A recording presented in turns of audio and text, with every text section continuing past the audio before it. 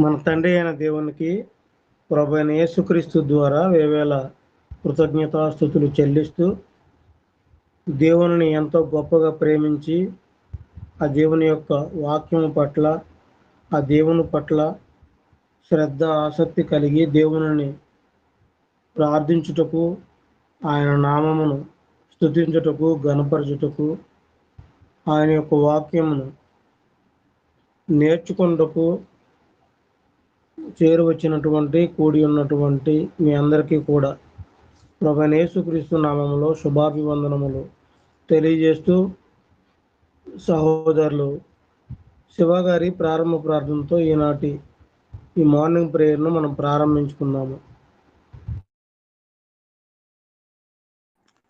క్రీస్తు నామంన కూడి వచ్చిన అందరికీ వందనాలు తెలియజేస్తూ ఉన్నాను.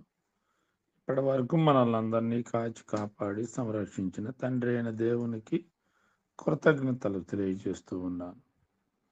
నాకు ఈ అవకాశం ఇచ్చినటువంటి రవి గారికి వందనాలు తెలియజేస్తూ ఉన్నాను. ప్రార్థన. మహాపరిశుద్ధుడైన మా ప్రియ పరలోకపు తండ్రి, మీ యొక్క ఘనమైన ఉన్నతమైన శ్రేష్టమైన నామమునకు వందనాలు కృతజ్ఞతలు, మీకే స్తుతులు స్తోత్రములు దేవా. మా దేవా, మా తండ్రి, మీ కృపతోడుగా ఉంచి మమ్మల్ని అందరినీ ఆదరించి కనికరించి తండ్రి, ఈ ఉదయకాల సమయంలో లేఖనమేమి చెప్పుచున్నది అనే కార్యక్రమంలో పాల్గొని మీ యొక్క వాక్య జ్ఞానాన్ని నేర్చుకోవటానికి ధ్యానించుకోవటానికి మీరు మా బ్రతుకులకు ఇచ్చిన గొప్ప భాగ్యాన్ని బట్టి మీకే కృతజ్ఞతలు, మీకే స్తుతులు స్తోత్రములు దేవా. మా దేవా, మా తండ్రి, ఈ యొక్క కార్యక్రమంలో మొదటగా పాటల యందు మా గొంతెత్తి పాడి మా జిహ్వ ఫలాన్ని మీకు అర్పించులాగా మీరే మాకు సహాయం అనుగ్రహించండి తండ్రి. వాక్య బోధ చేయుచున్న సహోదరులు ఎవరైతే ఉన్నారో ఆ సహోదరులకు కావాల్సిన తెలివి, జ్ఞానము, ఆరోగ్యము, బలము, శక్తిని అనుగ్రహించండి తండ్రి. వివరించిన వాక్యాన్ని మేమందరం గ్రహించుకుని క్రీస్తు పోలికలోకి మేమందరం నడవటానికి మీరే మాకు సహాయం అనుగ్రహించండి దేవా. మా దేవా, మా తండ్రి, ఈ యొక్క కార్యక్రమం ఎటువంటి టెక్నికల్ ఇష్యూస్ లేకుండా సజావుగా సాగటానికి మీరే మాకు సహాయం అనుగ్రహించమని వేడుకుంటూ ఉన్నాము తండ్రి. మా దేవా, మా తండ్రి, దేవకిరణ్ గారిని, వారి సంఘాలని, అలాగే అనిల్ గారు వారి సంఘాలని, మరి తండ్రి రవి గారు వారి సంఘాలని జ్ఞాపకం చేసుకోండి. అలాగే ఆయా సందర్భాల్లో బోధిస్తున్న దైవజనుల్ని కూడా జ్ఞాపకం చేసుకోండి తండ్రి. మీరందరినీ మీ కృపతోడుగా ఉంచి ఆదరించమని ఈ యొక్క కార్యక్రమంలో పాల్గొంటున్న ప్రతి బిడ్డను దీవించి ఆశీర్వదించమని వేడుకుంటూ ఈ యొక్క ప్రార్థన విన్నపములు మనవులన్నీ మీ ప్రియకుమారుడు, మా రక్షకుడు, మా ప్రభువు అయిన క్రీస్తు ప్రభు నామమున అడిగి వేడుకుంటూ ప్రార్థిస్తున్నాము తండ్రి. ఆమెన్. అందరికీ వందనాలండి. ప్రార్థన చేసినటువంటి సహోదరులు శివ గారికి ప్రత్యేకంగా వందనములు తెలియజేస్తున్నాను.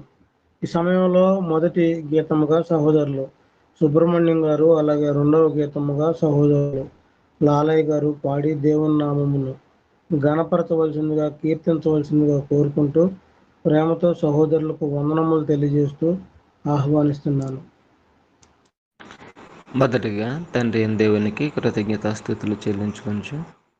అలాగే ఉదయకాల సమయంలో చేరి వచ్చిన సహోదరులందరికీ, అలాగే ఈ అవకాశం ఇచ్చినటువంటి రవి గారికి నా ప్రత్యేకమైన వందనాలు. దేవుడు మన పట్ల చూపించిన కృపను బట్టి ఆయనకు కృతజ్ఞత కీర్తన పాడుకుందాం.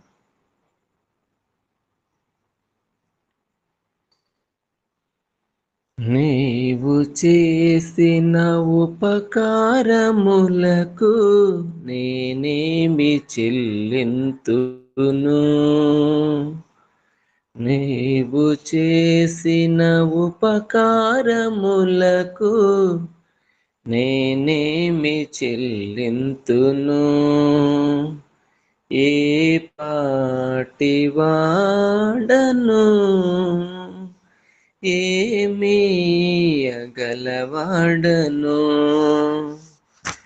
ఏ పాటి వాడను ఏమీయగలవాడను నీవు చేసిన ఉపకారములకు నేనేమి చెల్లింతును వేలాది నదులంత విస్తార తైలము నీకిచ్చిన చాలునా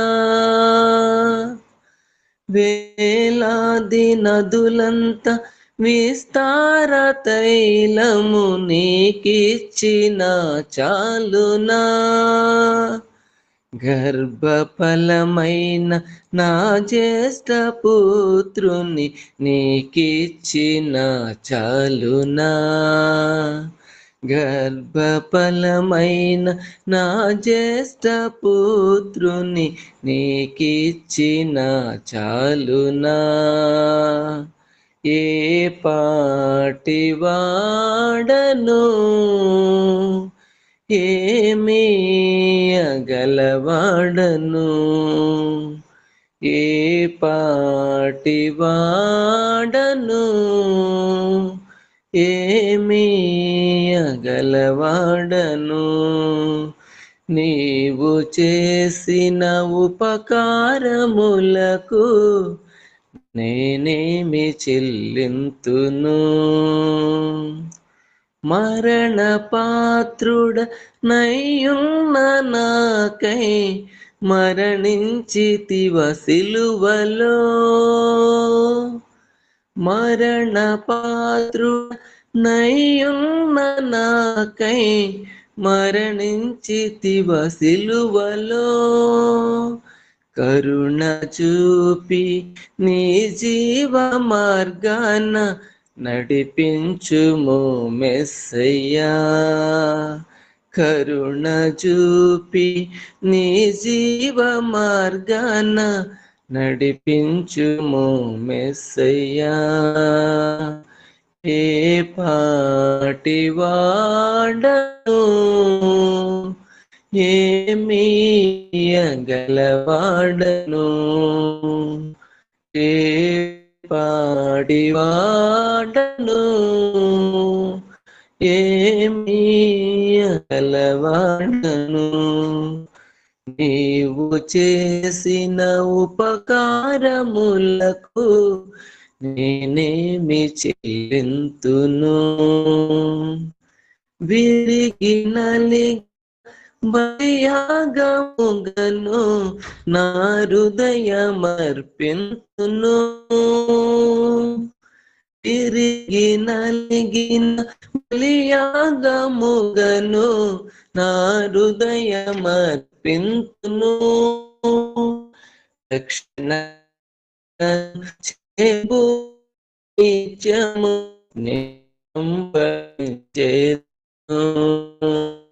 రక్షణ పాత్రను చేబూని నిత్యము నిన్ను వెంబడించెను ఏ పాటి వాడను ఏమీయగలవాడను ఏ పాటి వాడను ఏమీయగలవాడను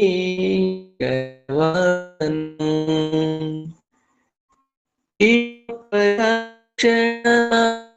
ఇచ్చినందుకు నేమి చెల్లింతును ఈ గొప్ప రక్షణ నాకిచ్చినందుకు నేమి చెల్లింతును మనసు లేకుండా హృదయాన్ని నీకిచ్చిన చాలునా కపట మనసు లేకుండా హృదయాన్ని నీకిచ్చిన చాలునా ఏ పాటి వాడను, ఏమి అగలవాడను, ఏ పాటి వాడను, ఏమి అగలవాడను, చేసిన ఉపకారములకు నేనేమి చెల్లింతును. అందరికీ వందనాలు.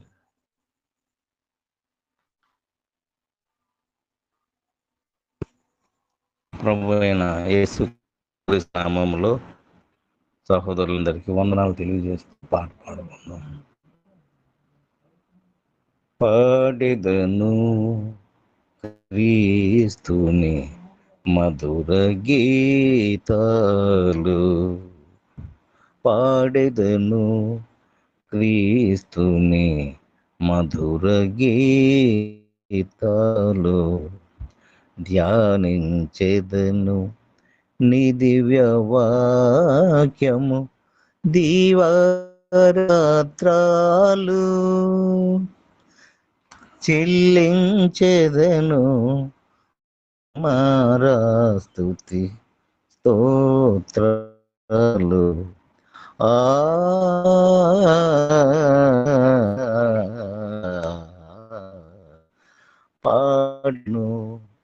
పాడెదను క్రీస్తుని మధుర గీతాలు. పరమును వీడిన ఓ పరమాత్ముడ, దరకరు దెంచిన నరరూపారుడ, పరమును వీడిన ఓ పరమాత్ముడ,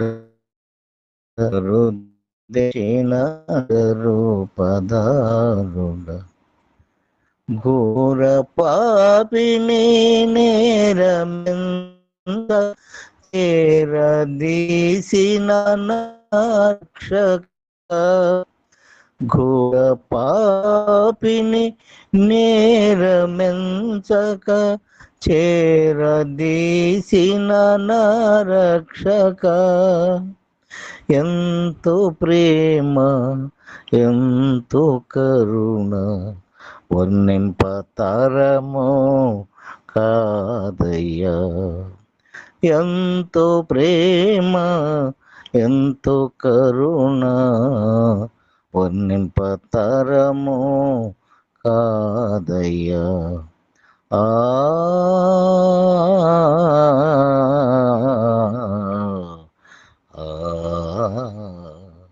పాడెదను క్రీస్తుని మధుర గీతాలు,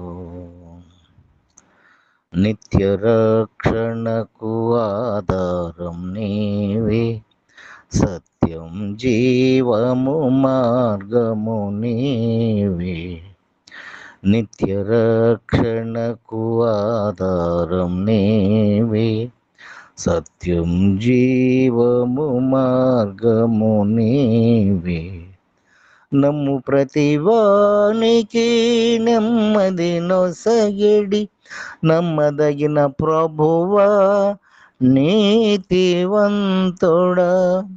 నమ్ము ప్రతివానికి నెమ్మది నొసగిడి నమ్మదగిన ప్రభువా నీతివంతుడా,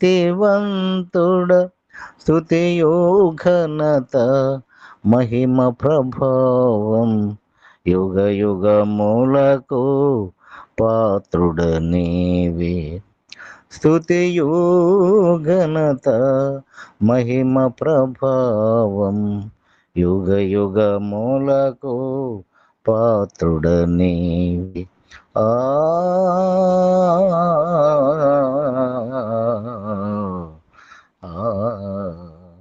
పాడెదను క్రీస్తుని మధుర గీతాలు,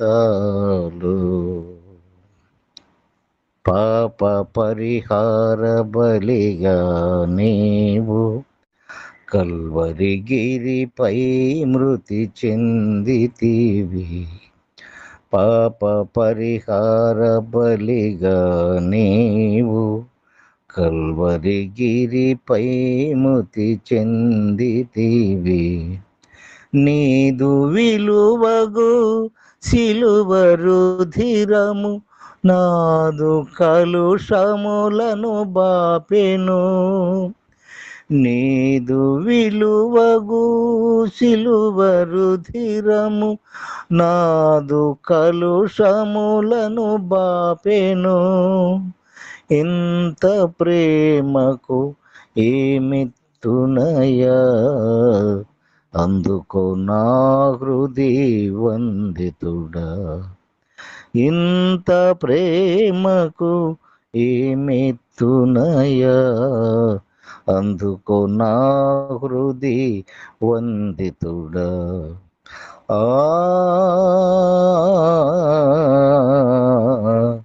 ఆ ఆ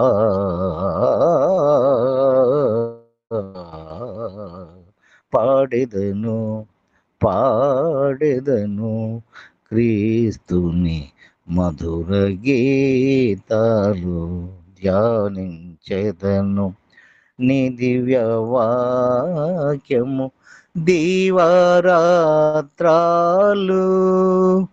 చెల్లించెదను ముధమారా స్తుతి స్తోత్రాలు.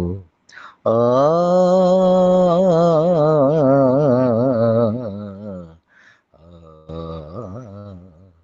పాడేదు పాము క్రీస్తుని మధుర గీతాలు. వందనాలండి. ఇప్పటి వరకు పాటల ద్వారా దేవుని నామమును మహింపరిచినటువంటి గణపరిచినటువంటి సహోదరులు ఇరువురికి కూడా ప్రత్యేకంగా వందనములు తెలియజేస్తున్నాను. ఈ సమయంలో మనకు దేవుని యొక్క వాక్యమును ఉపదేశించడానికి సహోదరులు ప్రభుదాస్ గారు సిద్ధంగా ఉన్నారు. కాబట్టి సహోదరులు ప్రభుదాస్ గారు దేవుని యొక్క వాక్యమును ఉపదేశించవలసిందిగా కోరుకుంటూ సహోదరులకు వందనములు తెలియజేస్తూ 5:45 వరకు సమయాన్ని వినియోగించుకోవాల్సిందిగా కోరుకుంటూ ప్రేమతో ఆహ్వానిస్తున్నాను. మొదటిగా తండ్రి అయిన దేవునికి, మన ప్రభు అయిన యేసుక్రీస్తు వారి అత్యున్నతమైన నామం పేరిట దేవాది దేవునికి కృతజ్ఞతాస్తుతులు స్తోత్రాలు తెలియజేస్తూ ఉన్నాను. అలాగే ఆన్లైన్ లో ఉన్న నాకు అత్యంత ప్రియులైన మీ అందరికీ హృదయపూర్వకమైన వందనములు తెలియజేస్తున్నాను. ఈ యొక్క ఆన్లైన్ తరగతిని నిర్వహించున్నటువంటి నా సహోదరుడు రవిని బట్టి నేను సంతోషిస్తూ తనకు కూడా వందనాలు తెలియజేస్తూ ఉన్నాను. ప్రియ సహోదరి సహోదరులారా, మరలా దేవుడు ఈ రీతిగా మీతో కలిసి ఆయన స్తుతించడానికి, మహింపరచడానికి, ఆయన వాక్యాన్ని ధ్యానించడానికి నాకు ఇచ్చిన ఈ అవకాశాన్ని బట్టి నేను ఎంతగానో సంతోషిస్తూ ఉన్నాను. నేను ఉదయం లేవలేకపోవటం ద్వారా నేను రాలేకపోతున్నాను. దయతో నన్ను మన్నించండి. ఈరోజు మనం ఒక మంచి పాఠాన్ని చూడబోతున్నాం. దేవుడు నాకు ఇచ్చిన అవకాశంలో అంతకుముందు సువార్త అనేటువంటి గొప్ప అంశాన్ని మనం నేర్చుకున్నాం. సువార్త అనగానే మనం జ్ఞాపకం చేసుకోవాల్సినటువంటి విషయాన్ని యేసుక్రీస్తు వారి యొక్క మరణము, సమాధి, పునరుద్ధానం. అందరి యొక్క మరణము దుర్వార్త అయితే యేసుప్రభు వారి యొక్క మరణము శుభవార్త అని తెలుసుకున్నాం. అది ఎంతో గొప్ప పని. లోకంలో సృష్టి ప్రారంభం ఎంత గొప్పదో, మానవుని యొక్క ప్రారంభం ఎంత గొప్పదో, దాని అంతటికంటే గొప్ప పని, గొప్పగా మనం గుర్తుపెట్టుకోవాల్సింది ప్రభు యొక్క మరణము, సమాధి, పునరుత్థానం. యేసుక్రీస్తు ప్రభు వారు గనుక మనల్ని ప్రేమించి కనికరించి ఈ భూమి మీదకి రాకపోయినట్లయితే మనము మరి ఎన్నటికీ దేవునితో సంబంధాన్ని, పరలోకంలో స్థానాన్ని పొందేవారు కాము. మనందరికీ తెలిసిన విషయం. కనుక ఈరోజు ఆ నేను చెప్పబోయే పాఠం యేసుక్రీస్తు ఎవరు అనే పాఠం. ఆ లోకరక్షకుడు, ఆ దయామయుడు, ఆ ప్రేమమయుడు, ఆ కరుణామయుడు అయి ఉన్నటువంటి యేసుక్రీస్తు వారు ఎవరు? యేసుక్రీస్తు వారి గురించి కూడా మనం కొన్ని విషయాలు తెలుసుకున్నాము. నేను మీకు యేసుక్రీస్తు ప్రభు వారి గురించి కొన్ని విషయాలు జ్ఞాపకం చేస్తాను. నా వాయిస్ ఎలా ఉందండి? ఎవరైనా చెప్తారా నా వాయిస్ ఎలా ఉంది? వినిపిస్తుంది. క్లారిటీగా ఉందండి? క్లారిటీగానే ఉంది.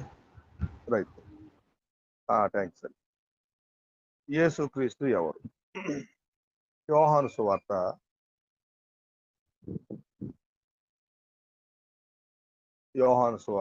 17వ అధ్యాయము 3వ వచనం.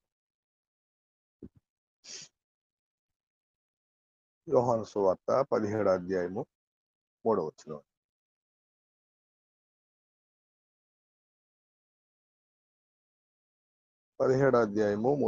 లో అద్వితీయ సత్యదేవుడు అయిన నిన్నును నీవు పంపిన యేసుక్రీస్తును ఎరుగుటయే నిత్య జీవం. ఇక్కడ యోహాను గారు తండ్రి అయిన దేవుని గురించి, అదే విధముగా యేసుక్రీస్తు ప్రభు వారి గురించి కూడా తెలుసుకోవడమే నిత్య జీవము అనే విషయాన్ని తెలియజేస్తూ ఉన్నాడు. అదేవిధంగా యోహాను గారు రాసినటువంటి పత్రికలో కూడా 5వ అధ్యాయము 11, 12 వచనాలు. యోహాను గారు రాసిన పత్రిక 5వ అధ్యాయము 11, 12 వచనాలు. దేవుని కుమారుని అంగీకరించువాడు జీవము గలవాడు, దేవుని కుమారుని అంగీకరింపని వాడు జీవము లేనివాడే. దేవుని కుమారుని నామమందు విశ్వాసముంచు మీరు నిత్య జీవము గలవారని తెలుసుకొనున్నట్లు నేను ఈ సంగతులను మీకు వ్రాయిచున్నాను. ప్రత్యేకంగా యేసుక్రీస్తు ప్రభు వారి గురించి యోహాను గారు, అపోస్తలుడైనటువంటి యోహాను గారు యేసుక్రీస్తు ప్రభు వారి గురించి తెలుసుకోవాలని ఆనాడున్న యూదులకు, ఇశ్రాయేలులకు ఖచ్చితంగా తెలియజేశాడు. మీకు తండ్రి అనే దేవుడు తెలుసు, యెహోవా దేవుడు తెలుసు, కానీ యేసుక్రీస్తు ప్రభు వారు మీకు తెలియదు. యేసుక్రీస్తు ప్రభు వారిని మీరు తెలుసుకోనకుండా, ఆయన గురించినటువంటి పూర్తి సమాచారం తెలుసుకోకుండా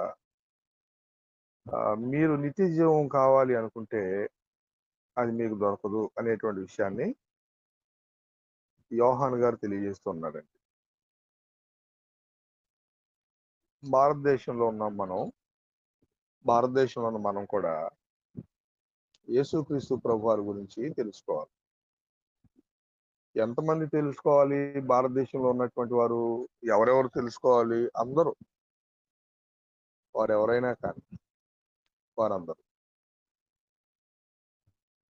దేవుని యొక్క వాక్యము, పరిశుద్ధ గ్రంథము దేవుని ద్వారా వ్రాయబడినటువంటి గ్రంథం. దేవుని ద్వారా వ్రాయబడినటువంటి పరిశుద్ధ గ్రంథం అనేక ప్రమాణాలతో ఇది దైవ గ్రంథం అని నిరూపణ చేయబడినటువంటి ఈ గ్రంథం. ఈ పరిశుద్ధ గ్రంథంలో ఉన్నటువంటి ప్రతి మాట దేవుని ఇచ్చే పరిశుద్ధాత్మ యొక్క సహాయంతో రాయబడింది అనేటువంటి విషయం సత్యం. లోకంలో అనేకమైనటువంటి గ్రంథాలు ఉండొచ్చండి. లోకంలో అనేకమైన గ్రంథాలు ఉండొచ్చు. జ్ఞానం కలిగిన వారు, తెలివి కలిగిన వారు ఊహించి ఏవేవో రాయొచ్చు, వారికి తోచింది రాయొచ్చు. వారు అనుకునేవి రాయొచ్చు. వాటిని ప్రామాణికంగా లోకంలో ఉన్నటువంటి మనుషులు తీసుకుని వాటిని అనుసరించాల్సినటువంటి అవసరం లేదు, అనుసరించవలసినటువంటి పని లేదు. ఎందుకు నేను ఈ మాటలు చెప్తూ ఉన్నానంటే, ఈరోజు లోకంలో ఉన్నవారు దైవ గ్రంథం ఏదో, మానవ కల్పిత గ్రంథాలేవో, దైవ చిత్తం ఏదో, మానవ యొక్క ఊహ ఏదో గ్రహించలేని పరిస్థితిలోనే ఉన్నారని నేను ఇప్పుడున్నటువంటి సమాజము, సోషల్ మీడియాలో చూసి నాకు అర్థమైనటువంటి విషయం. నిజంగా పరిశుద్ధ గ్రంథంలో మనం చూస్తేనండి, ఎంత చక్కగా దేవుడు ప్రారంభాన్ని చెప్తూ ఉన్నాడు, సృష్టిని గురించి చెప్తూ ఉన్నాడు, సృష్టిలో నియమించబడినటువంటి ప్రతి వస్తువుని గురించి చెప్తున్నాడు, అవి ఎలా నిర్మాణం చేయబడినవి చెప్తూ ఉన్నాడు. ఆయన ప్రవచనాలు ముందుగానే ప్రవచింపజేసి వాటి నెరవేర్త సామర్థ్యం కలిగినటువంటి విషయాలను ఆయన రాయించాడు. కాబట్టి ప్రియమైన సహోదరి సహోదరులారా, యోహాన్ గారు అంటూ ఉన్నాడు, మరి పరిశుద్ధ గ్రంథంలో లోకంలో ఉన్న ప్రతి ఒక్కరు కూడా యేసుక్రీస్తు ప్రభు వారిని కూడా తెలుసుకోవాలి, యేసుక్రీస్తు ప్రభు వారి గురించి కూడా తెలుసుకోవాలి అని అంటూ ఉన్నాడు. అయితే ఎందుకు ఆయన అంత ఖచ్చితంగా చెప్తూ ఉన్నాడంటే, ఆనాడు ఉన్నటువంటి యూదులు, ఇశ్రాయేలీలు యేసుక్రీస్తు ప్రభు వారి గురించినటువంటి పూర్తి సమాచారాన్ని వారు నేర్చుకోలేదు, పూర్తి సమాచారాన్ని వారు తెలుసుకోలేదు. వారు ఎప్పుడు కూడా కేవలం ఆయన యోసేపు కుమారుడు, వడ్లవాని కుమారుడు, మరియమ్మ గారి కుమారుడు, ఆయన నజరేతు వాడు,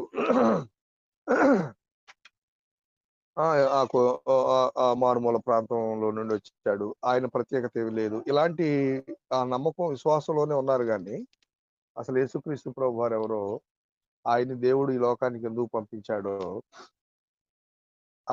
దేవుని యొక్క చిత్తంలో, దేవుని యొక్క సంకల్పంలో యేసుక్రీస్తు ప్రభు వారే ప్రధానుడని, ఆయనే జ్యేష్ఠ కుమారుడు అనేటువంటి అంత డెప్త్ గా ఆలోచించేటువంటి విధానం వారికి లేదని.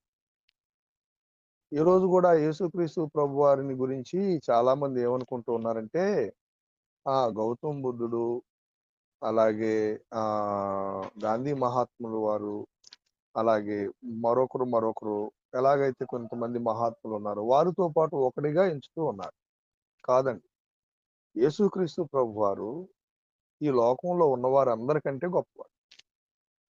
యేసుక్రీస్తు ప్రభు వారు శరీరాన్ని ధరించినటువంటి మానవుడు ఈ లోకంలోనికి వచ్చారు. అందరికంటే శరీరాన్ని ధరించినటువంటి వారందరికంటే ప్రభు యేసుక్రీస్తు వారు ఎంతో గొప్పవాడు. ఏ విషయంలోనంటే ఆయన పరిశుద్ధతలో గొప్పవాడు,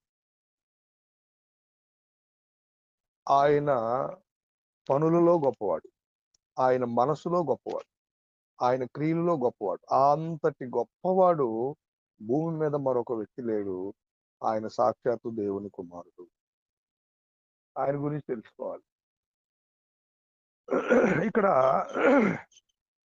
నిత్య జీవం అనేటువంటి ఒక పదాన్ని మన యోహాన్ గారు తెలియజేశారండి. మన యోహాన్ గారు ఏమంటున్నాడంటే, మీకు నిత్య జీవం కావాలా, అయితే మీరు యేసుక్రీస్తు ప్రభు వారి గురించి తెలుసుకోవాల్సిందే. ఈ రోజు కూడా మనకి నిత్య జీవం కావాలంటే ఈ సమయం ముందు మనం కూడా యేసుక్రీస్తు ప్రభు వారి గురించి తెలుసుకోవాల్సిందే కదా. యోహాన్ గారు చెప్పినట్లుగా ఖచ్చితంగా యేసుక్రీస్తు ప్రభు వారి గురించి మనం తెలుసుకోవాలి. నిత్య జీవము మొదటి పాయింట్ ఏంటంటే, నిత్య జీవము యొక్క ప్రాముఖ్యత ఏంటి అండి, అసలు నిత్య జీవం ఎందుకు, నిత్య జీవం అంటే ఏంటి అనేటువంటి విషయాన్ని మనం చూద్దాం. మార్కు గారు రాసిన సువార్త 9వ అధ్యాయము 44వ వచనం, 46వ వచనం. మార్కు గారు రాసిన సువార్త 9వ అధ్యాయము 44 నుండి 46.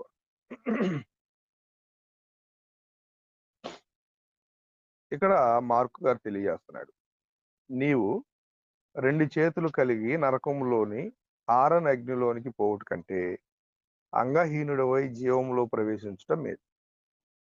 నీ పాదము నిన్ను అభ్యంతరపరిచిన ఎడల దానిని నరికివేయి. 2 పాదములు కలిగి నరకంలో పడవేయబడుట కంటే కుంటివాడవై నిత్య జీవంలో ప్రవేశించడం మేలు. ఇక్కడ ఏమంటున్నాడండి మార్కు గారు? నిత్య జీవము దేనికంటే గొప్పది? మన దేహము కంటే, అవయవాల కంటే నిత్య జీవం ఎంతో గొప్పది. నిత్య జీవం యొక్క గొప్పతనం చూడండి. ఈ శరీరములో ఉన్నటువంటి ఏ భాగమైనా లోకంలో ఉన్న వారిని అడిగితే ఈ శరీరంలో ఉన్న భాగాలన్నీ మనకు చాలా ప్రాముఖ్యమైనవి. దీని కొరకు మేము ఎంత డబ్బులైనా ఖర్చు పెడతాం. ఇవి బాగు చేయించుకోవడానికి మా ఆస్తులైనా అమ్మేస్తాం. కానీ మాకు మాత్రం ఆరోగ్యం కావాలి, మా చేతులు కాళ్ళు బాగుండాలి అని అనుకుంటారండి సామాన్యంగా. కానీ ఇక్కడ మార్కు గారు చెప్తూ ఉన్నాడు ఆత్మ సంబంధమైనటువంటి ఒక సత్యాన్ని. ఏంటంటే మీ కాళ్ళు చేతులు కాదు, మీ కన్ను కాదు, మరొకటి కాదు ప్రాముఖ్యం. మీకు ప్రాముఖ్యమైనటువంటిది నిత్య జీవం. ఎందుకంటే మానవుడు 2 భాగాలుగా సృజించబడ్డాడు అనేటువంటి సంగతి మరి బైబిల్ గ్రంథాన్ని చదివే వారికి తప్ప మరొకరు ఆ విషయాన్ని అంత క్లారిటీగా తెలుసుకోలేరేమోనని నా అభిప్రాయం. ఎందుకంటే దేవుడు మానవుడిని 2 భాగాలుగా నిర్మాణం చేశాడండి. ఒక భాగమేమో మంటితో చేశాడు. ఆ మంటిలోనికి తనలో ఉన్నటువంటి జీవవాయువును ఊదాడు. తనలో ఉన్నటువంటి మహాశక్తి అదే ఆత్మ. కాబట్టి ఆ ఆత్మకు సంబంధించినటువంటి విషయాలను పరిశుద్ధ గ్రంథం తెలియజేస్తూ ఉంది. పరిశుద్ధ గ్రంథం ఎప్పుడు కూడా ఆత్మ సంబంధమైనటువంటి విషయాలను మాత్రమే చెప్తుంది. భౌతిక సంబంధమైనటువంటి జీవన విధానాన్ని గురించి పరిశుద్ధ గ్రంథం ఆత్మ సంబంధమైన జీవితాన్ని బేస్ చేసుకుని మాత్రమే చెప్తుంది. కనుక నిత్య జీవం అనేటువంటిది చాలా ప్రాముఖ్యమైనది. అయితే యేసుక్రీస్తు ప్రభువారు ఎవరో ఈ లోకానికి తెలియజేయడానికి దేవుడు పరిశుద్ధ గ్రంథంలో ఒక విషయాన్ని తెలియజేశారు. యేసు ప్రభువారు 2000 సంవత్సరాలకు పూర్వమే ఉన్నవాడని చాలా మంది చెప్తూ ఉంటారు. కానీ యేసు ప్రభువారు అన్నాడు, నేను అందరికంటే ముందున్నవాడు, అబ్రహాం కంటే నేను ముందున్నాను, సొలొమోను కంటే నేను ముందున్నాను అని చెప్పేసి యేసు ప్రభువారు భూమి మీద ఉన్న కాలంలో చెప్పారు. అసలు యేసు ప్రభువారు ఎవరు, ఎక్కడున్నాడు ఆయన? యేసు ప్రభువారి గురించి, ఎందుకంటే మనకు నిత్య జీవం ఇచ్చేటువంటి యేసుక్రీస్తు ప్రభువారి గురించి మనం తెలుసుకోవటం చాలా క్లారిటీగా తెలుసుకోవడం చాలా మనల్ని అడిగేటువంటి వారికి యేసు ప్రభువారి యొక్క ఉనికి మనం తెలియజేయాలి. చూడండి, యోహాను గారు రాసిన సువార్తలోనే యోహాను గారు చెప్తున్నాడు 1వ అధ్యాయం 1వ వచనంలో, ఆది యందు వాక్యం ఉండెను, వాక్యము దేవుని యొద్ద ఉండెను, వాక్యము దేవుడై ఉండెను. ఆయన ఆది యందు దేవుని యొద్ద ఉండెను, సమస్తమును ఆయన మూలముగా కలిగెను, కలిగి ఉన్నది ఏదియో ఆయన లేకుండా కలగలేదు. ఆయనలో జీవం ఉండెను, ఆ జీవము మనుషులకు వెలుగుండెను. యేసుక్రీస్తు ప్రభువారు జీవాధిపతి. యేసుక్రీస్తు ప్రభువారు జీవాధిపతి, తండ్రి అయిన దేవుడు జీవానికి మూలం అనేటువంటి విషయాన్ని మనం చూస్తున్నాం. ఇక్కడ వాక్యము అనేటువంటి పదాన్ని మనం చూసినప్పుడు ఆ వాక్యం ఎవరని దేవుని వాక్యం చెప్తుంది? అదే అధ్యాయం 14 వచనంలో, యోహాను సువార్త 1వ అధ్యాయం 14లో, ఆ వాక్యము శరీరధారి కృపాసత్య సంపూర్ణునిగా మన మధ్య నివసించెను అని అన్నాడు. అంటే యేసుక్రీస్తు ప్రభువారు ఈ లోకానికి శరీరాన్ని ధరించి రాకమునుపు ఆయన ఎక్కడున్నాడు? ఆయన ఏమై ఉన్నాడు? ఆయన పరలోకంలో ఉన్నాడు, వాక్యమై ఉన్నాడు, తండ్రి దగ్గర ఉన్నాడు అనేటువంటి విషయం. ఫిలిప్పీయులకు రాసిన పత్రిక 2వ అధ్యాయము 7వ వచనం. ఫిలిప్పీయులకు రాసిన పత్రిక 2వ అధ్యాయము 7వ వచనం. 2వ అధ్యాయం 7వ వచనంలో, మనుషుల పోలికగా పుట్టి దాసుని స్వరూపమును ధరించుకొని తను తానే రిక్తునిగా చేసుకొనెను, మరియు ఆయన ఆకారమందు మనుషుడుగా కనబడి మరణం పొందినంతగా, అనగా సులువు మరణం పొందినంతగా విధేయత చూపిన వాడై తను తాను తగ్గించుకొనెను అని అన్నాడు. 6వ వచనంలో అంటున్నాడు, ఆయన దేవుని స్వరూపము కలిగిన వాడై ఉండి దేవునితో సమానముగా ఉండుట విడిచిపెట్టకూడని భాగ్యమని ఎంచుకోలేదు గాని అని అన్నాడు. అంటే ఆయన దేవుని యొద్ద ఉన్నాడు, దేవునితో సమానుడుగా ఉన్నాడు. ఎవరు? ప్రభు అయినటువంటి యేసుక్రీస్తు వారు. మరి ఎవరిని గురించి దేవుని యొక్క వాక్యము ఈ రీతిగా వ్రాయలేదు? అబ్రహాము గారు ఉన్నాడు, ఇస్సాకు గారు ఉన్నారు, యాకోబు గారు ఉన్నారు, భక్తులు అనేక మంది ఉన్నప్పటికీ యేసుక్రీస్తు ప్రభు వారి గురించి మాత్రం ఫిలిపిలో ఉన్నటువంటి క్రైస్తవులకు అపోస్తులైన పౌలు గారు పరిశుద్ధాత్మ ద్వారా ప్రేరేపింపబడి రాసినటువంటి మాట ఏంటంటే, ఆయన దేవుని స్వరూపం కలిగిన వాడై ఉండి దేవునితో సమానంగా ఉండేటువంటి భాగ్యాన్ని విడిచిపెట్టి వచ్చాడు. ఆయన ఆ భాగ్యాన్ని ఎంచుకోలేదు. భాగ్యమని నేను వెళతాను తండ్రి, నేను వెళ్తాను, నీ పిల్లల్ని నేను కాపాడుతాననేటువంటి ఉద్దేశాన్ని యేసుప్రభు వారు కలిగి తాను తగ్గించుకొని ఈ భూమి మీదకి రావటం జరిగింది. ఎందుకంటే మహోన్నతుడు, సర్వోన్నతుడు, దేవునితో సమానంగా ఉన్నటువంటి వాడు ప్రభు అనేటువంటి యేసుక్రీస్తు వారు. ఈ లోకం తెలుసుకోవాల్సిన విషయం ఏంటంటే, యేసుక్రీస్తు ప్రభు వారు దేవునితో సమానంగా ఉన్నాడు, దేవుని దగ్గర ఉన్నాడు. ఆయన శరీరధారిగా రాకముందు వాక్యమై ఉన్నటువంటి దేవుడు అనేటువంటి విషయాన్ని మనం గ్రహించాలండి. యోహాను గారు రాసిన మొదటి పత్రికలో కూడా 1వ అధ్యాయం 2వ వచనంలో మీరు చూస్తేనండి, యోహాను గారు రాసిన మొదటి పత్రిక 1వ అధ్యాయం 2వ వచనంలో మీరు చూస్తేనండి, అక్కడ అపోస్తుల యొక్క సాక్ష్యం ఏంటంటే, యేసుక్రీస్తు ప్రభు వారికి ఉన్న మరొక పేరు ఏంటంటే జీవం అండి. జీవము. చూడండి, ఆ జీవం ప్రత్యక్షమాయను అని అన్నాడు. డైరెక్ట్ వర్డ్ అండి. ఇంకా అసలు యేసు ప్రభు వారు అంటేనే జీవం. ఆయన యందు ఉన్నటువంటి వ్యక్తి ఈ నిత్యము జీవించేటువంటి వాడు. చూడండి, ఆ జీవము ప్రత్యక్షమాయను, తండ్రి యొద్ద ఉండి మాకు ప్రత్యక్షమైన ఆ నిత్య జీవమును మేము చూచి ఆ జీవమును గూర్చి సాక్ష్యం ఇచ్చుచు దానిని మీకు తెలియపరుచుచున్నాము అని అన్నారు. చూడండి, యేసు ప్రభు వారు ఎవరంటే ఆయన వాక్యమైనటువంటి దేవుడు. వాక్యమై ఉన్నటువంటి దేవుడు, ఆది యందు దేవుని యొద్ద ఉన్నటువంటి, అనాదిలో దేవుని యొద్ద ఉన్నటువంటి దేవుడు, ఆయన దేవునితో సమానముగా ఉండేటువంటి దేవుడు, అలాగే జీవమై ఉన్నటువంటి వాడు అనేటువంటి విషయాన్ని మనం చూస్తున్నాం.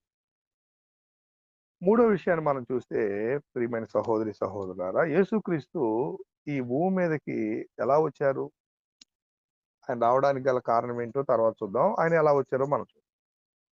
ఆ జీవమైనటువంటి ఆయన, వాక్యమైనటువంటి ఆయన, ఆత్మస్వరూపిగా ఉన్నటువంటి ఆయన ఈ లోకానికి ఎలా వచ్చారు, ఈ భూమి మీదకి?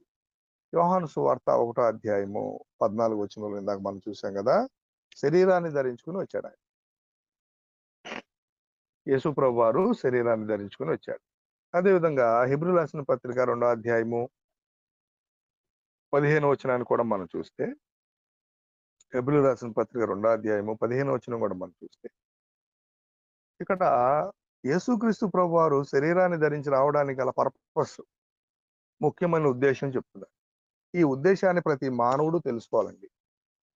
ప్రతి మానవుడు తెలుసుకోవాలి. శరీరాన్ని ధరించి తన యొక్క ఆలోచనల ద్వారా, తన శరీరం ద్వారా, తన చూపు ద్వారా, నడక ద్వారా, పనుల ద్వారా పాపంలో పడి తన శరీరాన్ని, ఆత్మను మలినపరుచుకున్నటువంటి ప్రతి మానవుడు తెలుసుకోవలసినటువంటి విషయం ఏంటంటే, ఇక్కడ చెప్తూ ఉన్నారండి 15వ వచనంలో, హెబ్రీయులకు రాసిన పత్రిక 2వ అధ్యాయము 15వ వచనం, జీవితకాలం అంతయు మరణ భయము చేత దాస్యమునకు లోబడిన వారు విడిపించుటకును ఆయన కూడా రక్త మాంసములలో పాలివాడాయను అని అన్నాడు. ఆనాడు ఆజ్ఞ అతిక్రమించినటువంటి ఆదాము హవ్వలు భయపడ్డారు. ఆనాడు ఆజ్ఞ అతిక్రమించిన ఆదాము హవ్వలు భయపడ్డారు. భయం వచ్చేసింది వాళ్ళకి. ఎందుకండి? వారు దేవుని సంకల్పాన్ని కాకుండా తమ స్వనీతిని, స్వచిత్తాన్ని, సొంత అభిప్రాయాన్ని వారు చేశారు. మనం చాలా పాఠాలు నేర్చుకోవాలండి. దేవుని సంకల్పం అనే పాఠం వింటే మీరు అద్భుతంగా ఉంటుందండి. దేవుని సంకల్పం, ఈ లోకంలో ఉన్నటువంటి వారు నేర్చుకోవాల్సింది ఏంటంటేనండి, తెలుసుకోవాల్సింది దేవుని సంకల్పం ఏంటో నేను తెలుసుకోవాలండి. మన ఇష్టానుసారంగా జీవించడానికి రాలేదండి మనం ఈ భూమి మీదకి. ఈవెన్ యేసు ప్రభు వారు కూడా ఒక ఉద్దేశాన్ని బట్టి లోకానికి పంపించబడ్డారండి దేవుని ద్వారా. ఆయన వచ్చినప్పుడు కూడా తన ఉద్దేశాన్ని ఏది కూడా ఇక్కడ చెప్పలేదండి. తన సొంత క్రియలు ఇక్కడ చేయలేదండి. తండ్రి దేని నిమిత్తం అయితే ఆయన సంకల్పించి పంపించారో దానిని మాత్రమే చేసినటువంటి ఏకైక వ్యక్తి ప్రభు అయినటువంటి యేసుక్రీస్తు వారండి. అందుకని యేసు ప్రభు వారి గురించి తండ్రిని దేవుడు అంటాడు, ఈయన నా ప్రియకుమారుడు, ఈయన నా ప్రియకుమారుడు, ఈయన యందు నేను ఆనందించున్నాను. నిజమైన కదండి? దేవుని చిత్తము, దేవుని యొక్క సంకల్పాన్ని తెలుసుకుని దేవుని చిత్తం చేసేవారు ఆయన పిల్లలండి. కాబట్టి ఇక్కడ మనం చూస్తే భయం అనేది అక్కడ ఆదాము హవ్వలకు వచ్చింది, తర్వాత కయ్యనికి వచ్చింది, తర్వాత మనం చూస్తే నోవాహు జలప్రళయంలో ఉన్నప్పుడు ఆ అక్కడ ఉన్నటువంటి కాలంలో ఉన్నటువంటి వారు భయపడ్డారు. ఈ భయం మరణ భయం. అమ్మో, దేవుడు నన్ను ఏం చేస్తాడో, నేను తప్పు చేశాను, నేను పాపం చేశాను అనేటువంటి భయం. అయితే ఈ రోజు మనం ఆలోచించవలసిన విషయం ఏంటంటే, మరణ భయంలో ఉన్నటువంటి వారిని ఆయన కాపాడడానికి ఎందులో పాలువాడు కావాల్సి వచ్చిందండి? రక్త మాంసంలో పాలువాడు కావాల్సి వచ్చింది. తర్వాత దాస్యము నుండి విడిపించడానికి అనే పదం ఉపయోగించాడండి ఇక్కడ హెబ్రీ గ్రంథకర్త దాస్యము అనే పదం. ఈ దాస్యము అనేటువంటి పదాన్ని ఉపయోగించడానికి గల కారణం, రోమిలు రాసిన పత్రికలో పాపం చేయి ప్రతివాడు పాపమునకు దాసుడు అని అన్నాడు. అంటే పాపమునకు దాసుడు అని అంటే అసలు మనం ఎవరికి దాసులం అయిపోయాము అంటే, యేసు ప్రభు వారిని అపవాది అంటాడు, ఇదిగో ఈ లోకమంతా నాకు అప్పగించబడి ఉంది అని అంటాడు. యేసు ప్రభు వారిని అపవాది అంటాడు, ఈ లోకం అంతా నాకు అప్పగించబడి ఉంది. అప్పగించింది ఎవరు? మనమే. మనమే అప్పగించుకున్నాం అపవాదికి. ఎందుకంటే ఎప్పుడైతే మనం ఆజ్ఞ అతిక్రమిస్తామో, ఎప్పుడైతే దేవుని సంకల్పాన్ని నుండి వైదొలుగుతామో, దేవుని చిత్తాన్ని మన జీవితంలో నెరవేర్చమో, అప్పుడే మనం ఏమైపోయామండి? దాస్యం క్రిందకి వెళ్ళిపోయాం. మనం ఏమైపోయామండి? బానిసలం అయిపోయామండి. ఎవరికి? అపవాదికి. అక్కడి నుండి లోకంలో నుండి, అపవాది నుండి విడిపించడానికి ఆయన రక్త మాంసంలో పాలివాడు కావాల్సి వచ్చింది. ఈ విషయాన్ని ప్రతి ఒక్కరూ జ్ఞాపకం చేసుకోవాలి. భూమి మీద రక్త మాంసములు కలిగి పరిశుద్ధంగా జీవించిన ఓ ఏకైక మానవుడు ప్రభు అయినటువంటి యేసుక్రీస్తు వారు, మనుష్య కుమారుడు. మనం చూస్తే రక్తము ఎందుకు ఏమండి? రక్తం ఎందుకు? దాస్యం నుండి మనల్ని విడిపించడానికి, జీవిత కాలం అంతా మరణ భయంతో బాధపడేటువంటి వారిని విడిపించడానికి అనేటువంటి విషయం. మీరు ఒక మాట, చక్కని మాట చూడండి. కొరింథీయులకు రాసిన పౌలు గారు 2వ పత్రిక 5వ అధ్యాయం 10వ వచనంలో, ఈ దేహముతో ఈ దేహములో అంటే రక్త మాంసములు కలిగిన దేహాన్ని ఆయన ఎందుకు ధరించవలసి వచ్చిందంటే, నా పాపములు అంటే మనం దేహంతో చేసిన పాపముల నిమిత్తం మనం మరణించవలసినటువంటి వారము, మనం శిక్ష అనుభవించవలసినటువంటి వారము వాస్తవానికి. కానీ దానిని మన నుండి తప్పించడానికండి యేసుప్రభు వారు వచ్చారు. ఈ విషయం ఎంతమందికి తెలుసండి? కొరింథీయులకు రాసిన పౌలు గారు 2వ పత్రిక 5వ అధ్యాయం 10వ వచనం అంటూ ఉన్నాడండి, ఎందుకనగా తాను జరిగించిన క్రియల చొప్పున అవి మంచివైన సరే చెడ్డవైన సరే దేహముతో జరిగించిన వాటి ఫలమును ప్రతి వాడును పొందినట్లు మనమందరము క్రీస్తు న్యాయపీఠం ఎదుట ప్రత్యక్షము కావలెను. యేసుక్రీస్తు ప్రభు వారి ఎదుట అంత్య అంటే ఈ లోకమంతా అంతరించిపోయిన తర్వాత తీర్పు అనేటువంటిది ఒకటి ఉంది. అక్కడ యేసుక్రీస్తు ప్రభు వారి ఎదుట గొప్పవారేమి, కొద్దివారేమి, మృతులైన వారందరూ కూడా అక్కడ ఆయన న్యాయపీఠం ఎదుట ఉంటారండి. యేసు ప్రభు వారి యొక్క తండ్రి యొక్క న్యాయపీఠం ఎదుట ఉంటారు. ఎందుకుంటారు అంటే, శరీరముతో జరిగించిన క్రియలకు సంజాయిషి చెప్పాలి. ఈ శరీరంతో జరిగించేటువంటి క్రియలకు సంజాయిషి చెప్పాలి. ఎన్ని ఘోరాలు చేస్తున్నారండి మనుషులు. ఈ శరీరాన్ని ఆస్వాదం చేసుకుని, ఈ శరీరానికి ఏదో కావాలని, ఈ శరీరానికి భోగభాగ్యాలు కావాలని, ఈ శరీరం నడిపించినట్లుగా నడుస్తున్నారండి ఎంతో మంది. కానీ వారందరూ ఎందుకు అలా నడుస్తున్నారంటేనండి, వారికి ఆత్మ సంబంధమైన జ్ఞానం లేదు, యేసుక్రీస్తు ప్రభు వారి గురించినటువంటి అవగాహన లేదు, తండ్రి అయినటువంటి దేవుని యందు భయము లేదు, భక్తి లేదు, వారికి దేవుని యొక్క ఆజ్ఞలు, కట్టడలు, విధులు తెలియదు, దేవుని సంకల్పం వారికి తెలియదు, దేవుని చిత్తము వారికి తెలియదు. లోకంలో ఉన్న వారికి దేవుని యొక్క సంకల్పము, చిత్తము, భయము లేదండి. నిన్నటి దినాన్న మా అమ్మాయిని కాలేజీ నుండి తీసుకురావడానికి వస్తుంటే ఆ దారిలో ఆ కాలేజీ స్టూడెంటుల బైకులు ఆపండి పోలీసు వాళ్ళు చెక్ చేస్తున్నారండి. ఎవరినండి? జ్ఞానాన్ని నేర్చుకునేటువంటి మంచి పాఠశాల నుండి వస్తున్నటువంటి పిల్లలండి. లోకంలో చదువులు సంధ్య లేని వాళ్ళని కాదండి వాళ్ళు చెక్ చేస్తుంది.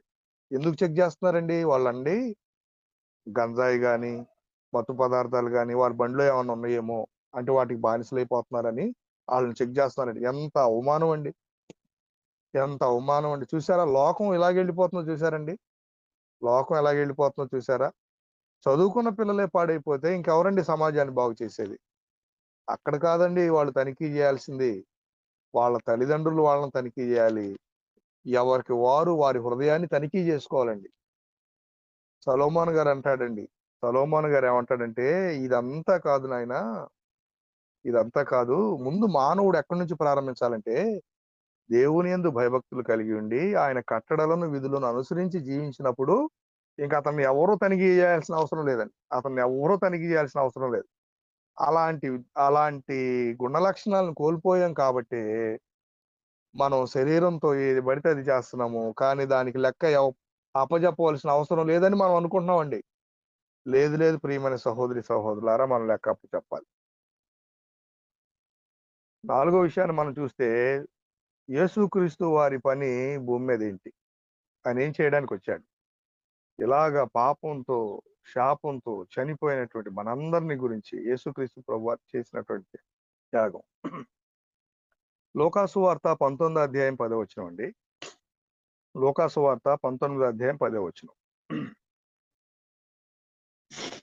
నశించిన దానిని వెదకి రక్షించుటకు మనుష్య కుమారుడు వచ్చెనని అతనితో చెప్పెను. నశించిన దానిని వెదకి రక్షించుటకు మనుష్య కుమారుడు అనగా యేసుక్రీస్తు ప్రభువారు శరీరాన్ని ధరించి మనుషునిగా పుట్టడానికి గల కారణము నశించిన దానిని వెదకి రక్షించడానికి. ఏమి నశించిపోయింది? ఇదిగో మనం దేహంతో జరిగించినటువంటి క్రియల ద్వారా పాపాన్ని తెచ్చుకున్నాము, భయాన్ని తెచ్చుకున్నాము, మరణాన్ని తెచ్చుకున్నాము. వాస్తవానికి నశించిపోయాం. మనలో ఇక ఇలాంటి చలనము లేదు. ఆత్మ సంబంధంగా అందరూ చనిపోయాం. నిత్య జీవం అనేటువంటి పదమే మనకు తెలియదు. దేవునితో కలిసి ఉండేటువంటి జీవన విధానమే మనకు తెలియదు. దానిని గుర్తు చేయడానికి, మరలా మనల్ని పునరుద్ధరించడానికి, మరలా మనల్ని బ్రతికించడానికి, మరలా మన ఆత్మలను బ్రతికించడానికి ప్రభు అయినటువంటి యేసుక్రీస్తు వారు ఈ లోకానికి శరీరధారిగా రావటం జరిగింది. యేసుక్రీస్తు ప్రభు వారి గురించి ఇది ప్రతి ఒక్కరూ తెలుసుకోవాలి. నశించిన దానిని వెదక రక్షించడానికి యేసు ప్రభు వారు వచ్చాడనేటువంటి సంగతి తెలుసుకోవాలి. ఏమి నశించిపోయిందో క్లారిటీగా తిమోతి గారికి పౌలు గారు రాస్తూ చెప్తున్నాడండి. తిమోతి గారు రాసిన మొదటి పత్రిక, పౌలు గారు తిమోతి గారికి రాసిన మొదటి పత్రిక 1వ అధ్యాయం 15వ వచనంలో చెప్తున్నాడండి. ఏమంటున్నాడు ఇంకా క్లారిటీగా? నశించిందంటే మనకు అర్థం కాదు. మళ్ళా ఏమని అర్థం అవ్వాలండి? పాపులను రక్షించుటకు క్రీస్తు యేసు లోకమునకు వచ్చిన వాక్యము నమ్మదగినదియు పూర్ణాంగీకారమునకు యోగ్యమైనది ఉన్నది. అట్టివారిలో నేను ప్రధానుడను. పౌలు గారు ఎంత గొప్ప వ్యక్తి అండి. ఆయన చేసినటువంటి తప్పులు పాపాలు ఆయనకు తెలిసినాయండి. ఈ రోజు ఎవరైనా ఒప్పుకుంటారండి నేను పాపుల్లో ప్రధాని? అమ్మో, అసలు పైకి మనం వైట్ అండ్ వైట్ షర్ట్ వేసుకుంటామండి. అసలు ఆ ఎదుటి వాళ్ళే తప్పండి. అసలు నేను ఎప్పుడు తప్పు చేయను, నేను ఎప్పుడు పాపం చేయనండి. అసలు నేనంటే ఏంటనుకుంటున్నారు అనుకుంటానండి. అసలు లోపలంతా కూడా దోపుతోను అజితేంద్రియంతోను ఉందండి మన లోపల ఉన్నటువంటి పాత్ర. ఈ లోకంలో ఉన్నవారందరూ కూడా వాళ్ళని వాళ్ళు మోసం చేసుకుంటున్నారండి. పైకి మాత్రం భక్తిగా ఉంటున్నారండి, కానీ పాపంలో ఉంటున్నారండి. పైకి భక్తి గలవారుగా ఉంటున్నారు కానీ పాపంలో ఉంటున్నారండి. చూడండి, నేను చూస్తా ఉన్నాను. ప్రార్థనకి వెళ్తున్నారు, పాపం చేస్తున్నారు. ప్రార్థనకి వెళ్తున్నారు, బూతులు ఆడుతున్నారు. ప్రార్థనకి వెళ్తున్నారు, ఇక వాళ్ళ ఇష్టం. అక్కడ ప్రార్థనకి వెళ్ళేటప్పుడు మాత్రం తలస్నానం చేసి చక్కగా వెళ్తున్నారండి, వస్తున్నారండి. కానీ తర్వాత అమ్మో, వాళ్ళ జీవితం చూస్తే భయంకరం అండి.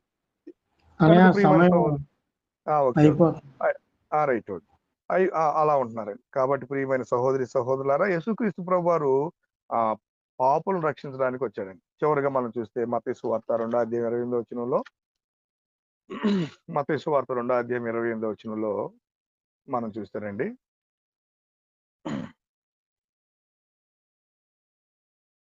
20వ అధ్యాయం 28వ వచనం అండి. 20వ అధ్యాయము 28వ వచనం అండి.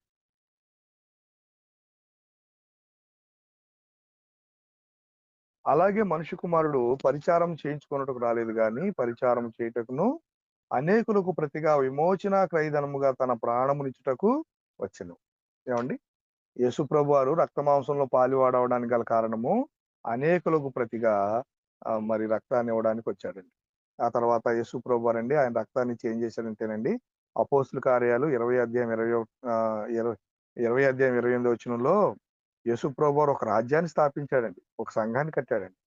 20:28 అండి ఒక సంఘాన్ని కట్టాడండి యేసు ప్రభు వారు. ఆయన రక్తాన్ని వెలగా ఇచ్చి ఒక సంఘాన్ని కట్టాడండి. ఆ సంఘంలోనికి వచ్చేటువంటి వారందరండి ఆయన రక్తంలో కడగబడి రావాలండి. ఇక్కడ చూసినట్లయితే దేవుడు తన స్వరక్తం ఇచ్చి సంపాదించిన తన సంఘమును కాయుటకు పరిశుద్ధాత్మ మిమ్మును దేనియందు అధ్యక్షులుగా ఉంచును అన్నాడండి. అంటే యేసుక్రీస్తు ప్రభు వారు ఈ లోకానికి రావడానికి గల ముఖ్య ఉద్దేశం ఆయన రక్తాన్నిచ్చి అనేకులను పాపం నుండి విడిపించి పరిశుద్ధులుగా చేసి ఒక సమూహంగా చేసి ఒక సంఘంగా ఒక రాజ్యంగా చేసి తండ్రికి అలాగ అప్పగించాలనేటువంటి ఉద్దేశంతో యేసుప్రభు వారి లోకానికి రావటం తండ్రి చిత్తాన్ని బట్టి జరిగిందండి. ఇది చాలా మంది తెలుసుకోలేకపోతూ ఉన్నారు. ఈ విషయాన్ని తెలుసుకోవాలండి. రక్షణ పొందిన వారు లేక పాపంలో కడగబడిన యేసుప్రభు వారి రక్తంలో కడగబడిన వారు సంఘంలోనికి ప్రవేశించాలండి. ఇది మనం తెలుసుకోవాలండి. అలాగే ఆయన రక్తం ద్వారా క్రొత్త నిబంధనను చేశాడని లోకాసువార్త 22 అధ్యాయం 20 వచ్చినండి. ఆ పరిశుద్ధులు క్రొత్త నిబంధన చట్ట ప్రకారంగా జీవించాలని తెలుసుకోవాలండి. నిత్య జీవం ఎక్కడుందనేటువంటి విషయాన్ని మనం చూస్తే యోహాను సువార్త 6వ అధ్యాయము 53, 54 అండి. యోహాను సువార్త 6వ అధ్యాయము 53, 54 6, 53, 54 చూస్తే కావున యేసు ఇట్లా నేను మీరు మనుష్య కుమారుని శరీరము తిని ఆయన రక్తము త్రాగితేనే కానీ మీరు జీవం గలవారు కారు. నా శరీరము తిని నా రక్తము త్రాగువాడే నిత్య జీవం గలవాడు, అంతే దినమందు నేను వాళ్ళని లేపుదును. ప్రభురాత్రి భోజనాన్ని గురించి మనం తెలుసుకోవాలండి. యేసుక్రీస్తు ప్రభు వారు మనల్ని ఎలాగా కాపాడతాడంటే ఆయన రక్తం ఇచ్చి కాపాడాడు. ఆయన రక్తం మనం కడగబడుతుంటే బాప్తిసం పొందడం, బాప్తిసం పొందిన వారు విమోచింపబడిన వారు పరిశుద్ధులు. వారు ఒక రాజ్యంలో చేర్చబడ్డారు, సంఘంలో చేర్చబడ్డారు. వారు ప్రతి ఆదివారం ప్రభు యొక్క శరీరాన్ని తినాలి, ఆయన రక్తాన్ని త్రాగాలి. ఈ విధంగా చేయడం ద్వారా అలా తర్వాత వాళ్ళు అపోస్తుల బోధ ఎందును, సహవాసం ఎందును, రొట్టె విరుచుటెందును, ప్రార్థన చేయటందును ఎడతెగక ఉండాలండి. అదే విధంగా చివరిగా చూస్తే యేసుక్రీస్తు ప్రభు రెండోసారి వచ్చినప్పుడు ఈ పరిశుద్ధులుగా చేశాడు కదండి. ఆయన రక్తం ఇచ్చి వారు సంఘంలో ఉన్న వారిని తండ్రికి అప్పగించడానికి రాబోతున్నాడండి యేసుక్రీస్తు ప్రభు రెండోసారి. కొరింథీయులకు రాసిన మొదటి పత్రిక 15:24లో ఆయన వచ్చి ఆ రాజ్యాన్ని ఇవ్వబోతున్నాడు, సంఘాన్ని తండ్రికి అప్పగించబోతున్నాడు. కాబట్టి ప్రియమైన సహోదరి సహోదరులారు, యేసుక్రీస్తు ప్రభు వారు ఎవరంటే మనం చూసాం. ఆయన ఎందుకు వచ్చారో మనం చూసాం. మన పరిస్థితి ఏంటో మనం చూసాం. ఆయన ఏమిచ్చి మనల్ని కొన్నాడో మనం చూసాం. ఆయన రక్తం లేకపోతే మనం పరిశుద్ధత లేదంటే ఖచ్చితంగా లేదు. పరిశుద్ధులైన వారు సంఘంలో ఉండి ఆయన యొక్క సంఘంలో ఉండి ప్రతి ఆదివారము అపోస్తుల బోధ, రొట్టె విరుచుట, ప్రార్థన చేయుట ఎడతెగక ఉండి అలాగ మన యొక్క విశ్వాసాన్ని కాపాడుకుంటూ ఉన్నట్లయితే యేసు ప్రభు వారు మనం తండ్రి దగ్గరికి తీసుకువెళ్తాడు. అదే నిత్య జీవం. మీ అందరికీ వందనాలు. ఇటు అవకాశాన్ని ఇచ్చినటువంటి తమ్ముడు రవికి వందనాలు తెలియజేస్తున్నాను. నాకు సమయం కొంచెం ఎక్కువైంది, దయతో క్షమించాలని కోరుతున్నానండి. వందనాలు. ఇప్పటి వరకు చక్కగా దేవుని యొక్క వాక్యాన్ని మనకు వినిపించి యేసుక్రీస్తు ఎవరో, ఆయన ఈ లోకానికి ఎందుకు వచ్చారో ఈ విషయాలన్నీ కూడా తెలియజేసిన సహోదరులు ప్రభుదాస్ గారికి ప్రత్యేకంగా వందనాలు తెలియజేస్తూ క్లుప్తంగా మనకు ఎం రమేష్ గారు దేవుని యొక్క వాక్యాన్ని ఉపదేశించడానికి ఉన్నారు. వారి కొరకు ఇప్పటి వరకు జరిగిన కార్యక్రమం అంత విషయమై ప్రభుదాస్ గారిని ప్రార్థన చేయవలసిందిగా కోరుతున్నాము. దయగలిగిన మా తండ్రి, ఇంతకు ముందు మేము తండ్రి యేసు ప్రభు వారి గురించి విన్నాం. ఆయన లోకానికి ఎందుకు వచ్చారో విన్నాం. మీ సంకల్పాన్ని తెలుసుకున్న మేము ఆ ప్రకారంగా జీవించడానికి సహాయం చేయండి. ఈ సమయంలో మా సహోదరులు, మీ కుమారులు ఎం రమేష్ గారు మీ వాక్యాన్ని నాయన బోధించడానికి సిద్ధంగా ఉన్నారు. మీ కుమారుని బలపరచండి. మీ వాక్యాన్ని ఉన్నట్లుగా బోధించగలిగేటువంటి జ్ఞానమును, శక్తిని అనుగ్రహించి నడిపించమని, సోదరులను బలపరచమని, మేము కూడా తండ్రి చక్కగా విన్న వాక్యాన్ని గ్రహించి మా హృదయంలో భద్రపరుచుకుని వాక్యానుసారంగా జీవించడానికి సహాయం చేయమని యేసుక్రీస్తు ప్రభు వారి పరిశుద్ధమైన నామం పేరుకి మనం అడుగుతున్నాము.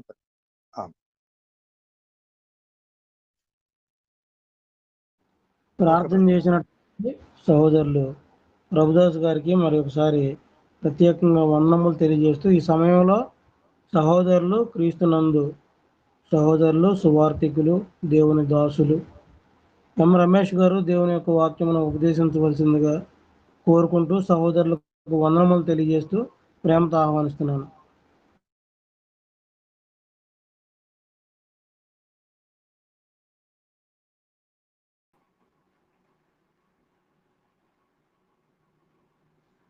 దేవుని యొక్క మహాకృపను బట్టి మరొక సమయంలో మీతో కలిసి దేవుని మాటలు పంచుకోవడానికి దేవాతి దేవుడు నాకు ఇచ్చిన అవకాశం బట్టి దేవునికి ప్రభువైన యేసుక్రీస్తునకు కృతజ్ఞతలు. అలాగే ఎంతో చక్కగా వాక్యాన్ని బోధించినటువంటి సోదరులు ప్రభుదాస్ అన్నయ్య కూడా నాకు వందనాలండి. చాలా మంచి విషయాలు తెలియపరిచారు. అలాగే ఎంతో ఆసక్తితో చేరువచ్చినటువంటి సోదరిమణులకు అలాగే సహోదరులకు కూడా వందనాలను తెలియజేస్తున్నానండి. ఒక ప్రాముఖ్యమైన విషయాన్ని కొద్ది నిమిషాలు క్లుప్తంగా నేర్చుకుందాము. అది ప్రభుదాస్ అన్నయ్య చెప్పేటువంటి పాఠానికి రిలేటివ్గానే ఈ పాఠం మనం నేర్చుకుంటామండి. సువార్త అంటే ఏంటో చెప్పారు. ప్రభువైన యేసుక్రీస్తు వారు ఆయన ఎలాగా మన కోసము ఆయన ఎలా చనిపోయాడు, ఆ సువార్త అంటే ఏంటో చాలా అమూల్యమైన విషయాలు తెలియపరిచారు. ఇప్పుడు ఈ సువార్తను నమ్మి క్రీస్తులో విశ్వాసం ఉంచిన వారు పొందుకునేవి మనం నేర్చుకుంటామండి. ఆ సువార్తని నమ్మి క్రీస్తులో విశ్వాసం ఉంచిన వారు పొందుకునేవి ఏంటో మనం నేర్చుకుంటాము. ఈరోజు యేసుక్రీస్తునందు విశ్వాసం ఉంచిన వారు కూడా తాము క్రీస్తుని విశ్వాసం కలిగి ఉన్నారు కాబట్టి, మేము క్రీస్తునందు విశ్వాసం ఉంచాము, మేము ఏం పొందుకుంటాము అనే విషయము వారు కూడా ఒక అవగాహన కలిగి ఉండాలండి. ఏదో మన కుటుంబీకులు నమ్ముకున్నారనో, లేదంటే రకరకాల కారణాల చేత ప్రభువుని నమ్ముకునే వారు ఉన్నారు సమాజంలో. అయితే అలా కాకుండా దేవుని వాక్యము ఏమేమి తెలియపరుస్తుందో, క్రీస్తులో విశ్వాసం ఉంచిన వారు పొందుకునేవి ఏంటో మనము ఒక అవగాహన కలిగి ఉండి, అది తెలిసిన వారుగా మనం ఉంటే మన ఆత్మ సంబంధమైన జీవితాన్ని మనం కొనసాగించే వారుగా ఉంటాము. ఎన్ని శోధనలు వచ్చినా, ఎన్ని ఇబ్బందులు వచ్చినా, ఎన్ని ఆర్థిక పరిస్థితులు మనల్ని వెంటాడినా కానీ, మనల్ని తిరస్కరించినా కానీ మనము క్రీస్తుని విడిచిపెట్టిన వారుగా ఉంటాము. ఇవి తెలియకపోతే కనుక తొలగిపోయేటువంటి ప్రమాదం ఉంది. చాలామంది క్రీస్తు ప్రభువులోనికి కొందరు వస్తున్నారు, మరలా లోకంలో కలిసిపోతున్నారు. మరలా వారు విడిచిపెట్టి వచ్చినటువంటి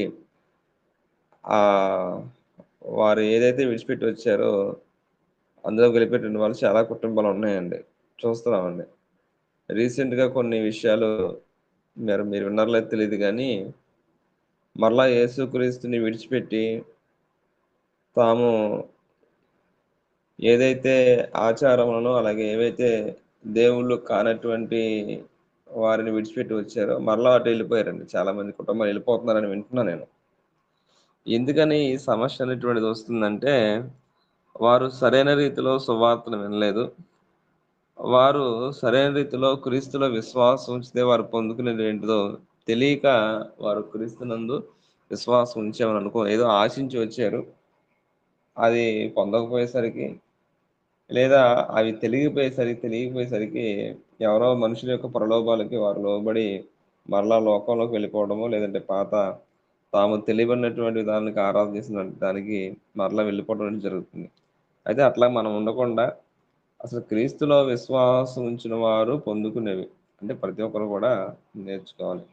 మనం ఆలోచన చేస్తే ఇదే విషయాన్ని అపోస్తలుగా అందరూ కూడా బోధించారు. వారి యొక్క బోధన విధానం కూడా క్రీస్తులో విశ్వాసం ఉంచిన వారు ఏం పొందుకుంటారో అవే వారు బోధించారు. అపోస్తల కార్యాల గ్రంథము 4వ అధ్యాయము 2వ వచనం మనం గమనించినట్లయితే, క్రీస్తునందు విశ్వాసం ఉంచిన వారు పొందుకునే మనం గమనించినట్లయితే, అపోస్తల కార్యాల గ్రంథము 4వ అధ్యాయము మనం గమనించినట్లయితే 2వ వచనము, వారు ప్రజలకు బోధించుటయు యేసును బట్టి మృతుల్లో నుండి పునరుద్ధానము కలుగునని ప్రకటించుటయు చూచి కలవరపడి వారి మీదకు వచ్చి. ఇక్కడ పేతురు, యోహానులు వాక్యాన్ని బోధిస్తున్నారు. ఏమని బోధిస్తున్నారండి? క్రీస్తుని బట్టి ఏం కలుగుతుంది? క్రీస్తులో విశ్వాసం ఉంచిన వారు సువార్తను నమ్మి ఆ సువార్తని విని క్రీస్తులో విశ్వాసం ఉంచిన వారు ఏం పొందుకుంటారంటే యేసును బట్టి మృతుల్లో నుండి పునరుద్ధానము కలుగును. అంటే ఈ రోజున యేసు క్రీస్తు ప్రభువారిని నేను విశ్వసిస్తున్నాను, ఆయన మీద పూర్తిగా నేను నమ్మకం ఉంచి ఉన్నాను. ఎందుకు నేను ఆయన నమ్ముకున్నాను, ఎందుకు నేను ఆయన యందు విశ్వాసం ఉంచుతున్నానంటే, నాకు మృతుల్లో నుండి పునరుద్ధానం ఉంది అనే విషయాన్ని నమ్మాలండి. అదే విషయాన్ని అపోస్తులు బోధించారు. ఇప్పుడు ఈ మృతుల్లో నుండి పునరుద్ధానము కలుగుతుంది అనేటువంటిది భౌతిక సంబంధమైందా, ఆత్మ సంబంధమైందా? మనం మరణించిన తర్వాత మనం పొందుకునేటువంటి స్థితి ఇది. అంటే ఇది ఎరుగక ఏదో ఆశించి, లేదంటే ఎవరో చెప్పినటువంటి సాక్ష్యాలని విని తాత్కాలికంగా మనం విశ్వాసం కలిగి ఉంటే మరలా మనం విశ్వాసం నుంచి కోల్పోయేటువంటి ప్రమాదం ఉందండి. అలా లేదు, నేను నమ్మకంగా మరణం వరకు కూడా నమ్మకంగా ఉంటే నేను మరణించిన తర్వాత మృతుల్లో నుంచి లేపబడతాను, పునరుద్ధానం అనేటువంటిది కలుగుతుందనే విషయాన్ని విశ్వాసం ఉంచితే కనుక ఎన్ని శోధనలు వచ్చినా, ఎన్ని శ్రమలు వచ్చినా, అనారోగ్య సమస్యలు వెంటాడినా, బంధువులు త్రోసివేసినా క్రీస్తు ప్రభుని మనము విడిచిపెట్టేవారుగా ఉండము, ఆయన వెంబడించేవారుగా ఉంటాము. ఉదాహరణకి భక్తులు కూడా అదే విశ్వాసాన్ని కలిగి ఉన్నారండి. ఇది దేవుని యందు. యోబు గారు మనకు ఒక మాదిరిగా ఉంటారు. ఒక్కరోజునే ఆస్తి పోయింది, బిడ్డలు చనిపోయారు, ఏమాత్రమన్నా విశ్వాసంలో కానీ భక్తిలో కానీ అతను జంకలేదండి. అదే మనమైతే అసలు అంత ప్రమాదకరమైనటువంటి పరిస్థితులు రాకపోయినా ఏమన్నా చిన్న చిన్న అవమానాలు కానీ, చిన్న చిన్న శోధనలు కానీ ప్రవేశిస్తే వెంటనే మనము దూషించేవారుగా ఉంటాము.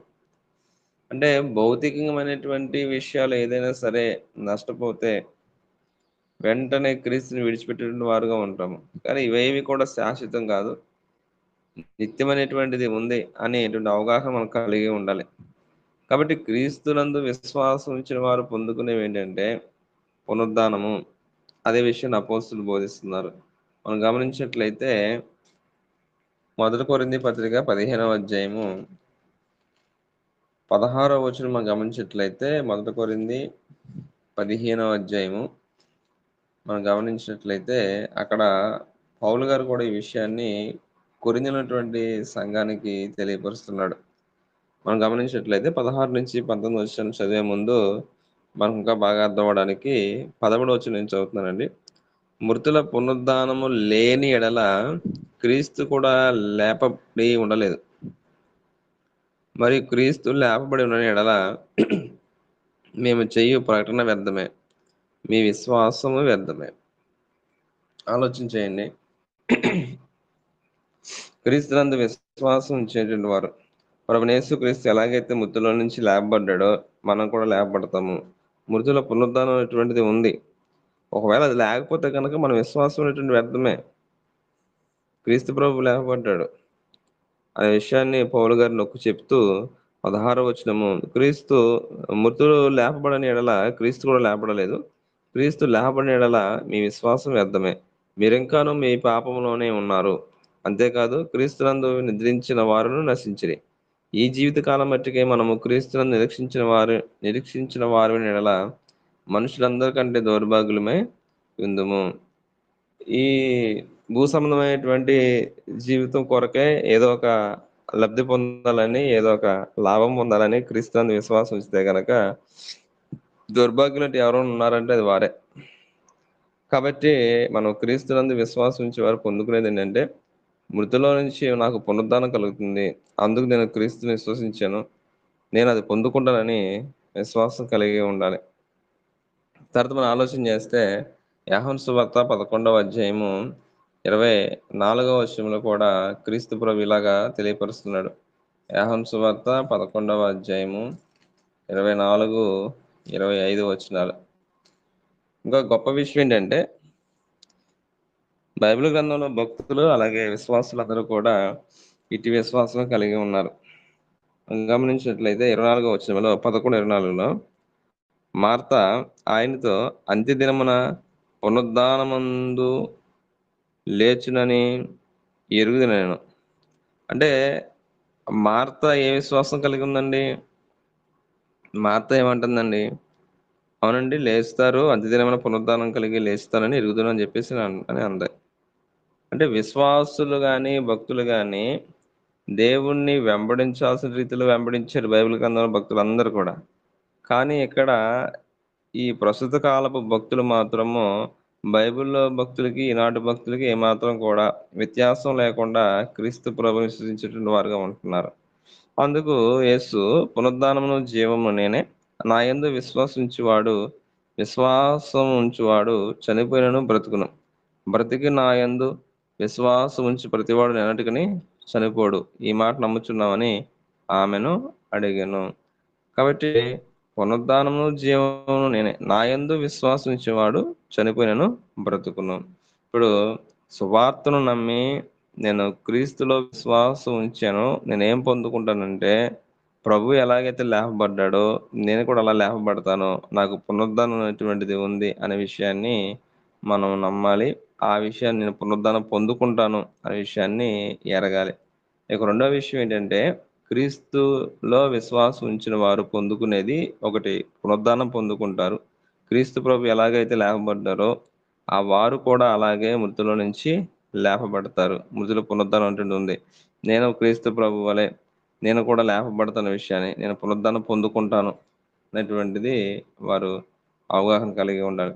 రెండో విషయం గమనించినట్లయితే, క్రీస్తుని విశ్వాసం ఉంచిన వారు పొందుకునేవి ఏంటంటే, అపోస్తలుల కార్యాల గ్రంథము 5వ అధ్యాయము 31వ వచనం గమనించినట్లయితే, అపోస్తలులు ప్రకటిస్తున్నారు. అపోస్తలుల కార్యాల గ్రంథము 5వ అధ్యాయము 31వ వచనం గమనించినట్లయితే 5:31, 5వ అధ్యాయం 31వ వచనం గమనించినట్లయితే, ఇజ్రాయేలునకు మారు మనసును పాప క్షమాపణను దయచేటుకై దేవుడు ఆయనను అధిపతినిగాను రక్షకునిగాను తన దక్షిణ హస్తబలము చేత హెచ్చించి ఉన్నాడు. మేమును దేవుడు తనకు విధేయులైన వారికి అనుగ్రహించిన పరిశుద్ధాత్మయు ఈ సంగతులకు సాక్ష్యమై ఉన్నామని చెప్పిరి. అపోస్తులు మరలా ఏం బోధిస్తున్నారండి? క్రీస్తునందు విశ్వాసం ఉంచిన వారు పొందుకునే విషయాన్ని గురించి మొదటగా ఏమో పునరుద్ధానము కలుగుతుందని వాళ్ళు బోధించారు, పునరుద్ధానం పొందుకుంటారని తెలియపరిచారు క్రీస్తునందు విశ్వాసం ఉంచిన వారు. రెండో విషయం వాళ్ళు ఏం తెలియపరుస్తున్నారంటే, క్రీస్తునందు విశ్వాసం ఉంచిన వారు పొందుకునేది ఏంటంటే మారు మనసు, పాప క్షమాపణ, రక్షణ అనేటువంటిది వారు పొందుకుంటారు. తమ మనసు వారు మారు మనసు పొంది పాప క్షమాపణ అనేటువంటిది వారు కలిగి ఆత్మ రక్షణ అనేటువంటిది వారు పొందుకొని ఉంటారు. ఈ విషయాన్ని వారు గ్రహించగలగాలి. ఆ విషయం గమనించినట్లయితే 2వ అధ్యాయము 37-38 వచనాల్లో పేతురు ప్రసంగంలో కూడా అదే విషయాన్ని తెలియపరిచాడు. వారు ఎప్పుడైతే మనసుని మార్చుకున్నారో, వాక్యాన్ని విన్నారు, విని వారి యొక్క హృదయాలు నొచ్చుకొని వారు అడుగుతున్నారు ఏం చేయాలని. వారు ఈ మాట విని హృదయం నొచ్చుకొని, సహోదరులారా మేమేమి చేద్దామని పేతురును కడమ పోస్తున్నట్టుగా, పేతురు మీరు మారు మనసు పొంది పాప క్షమాపణ నిమిత్తము ప్రతివాడు యేసుక్రీస్తు నామమున బాప్తిసం పొందుడి. క్రీస్తు ప్రభు తెలియపరిచిన రీతిగా మార్కు 16:16లో మీరు సర్వలోకమునకు వెళ్ళి సర్వ సృష్టికి సువార్త ప్రకటించండి, నమ్మి బాప్తిసం పొందినవాడు రక్షింపబడును.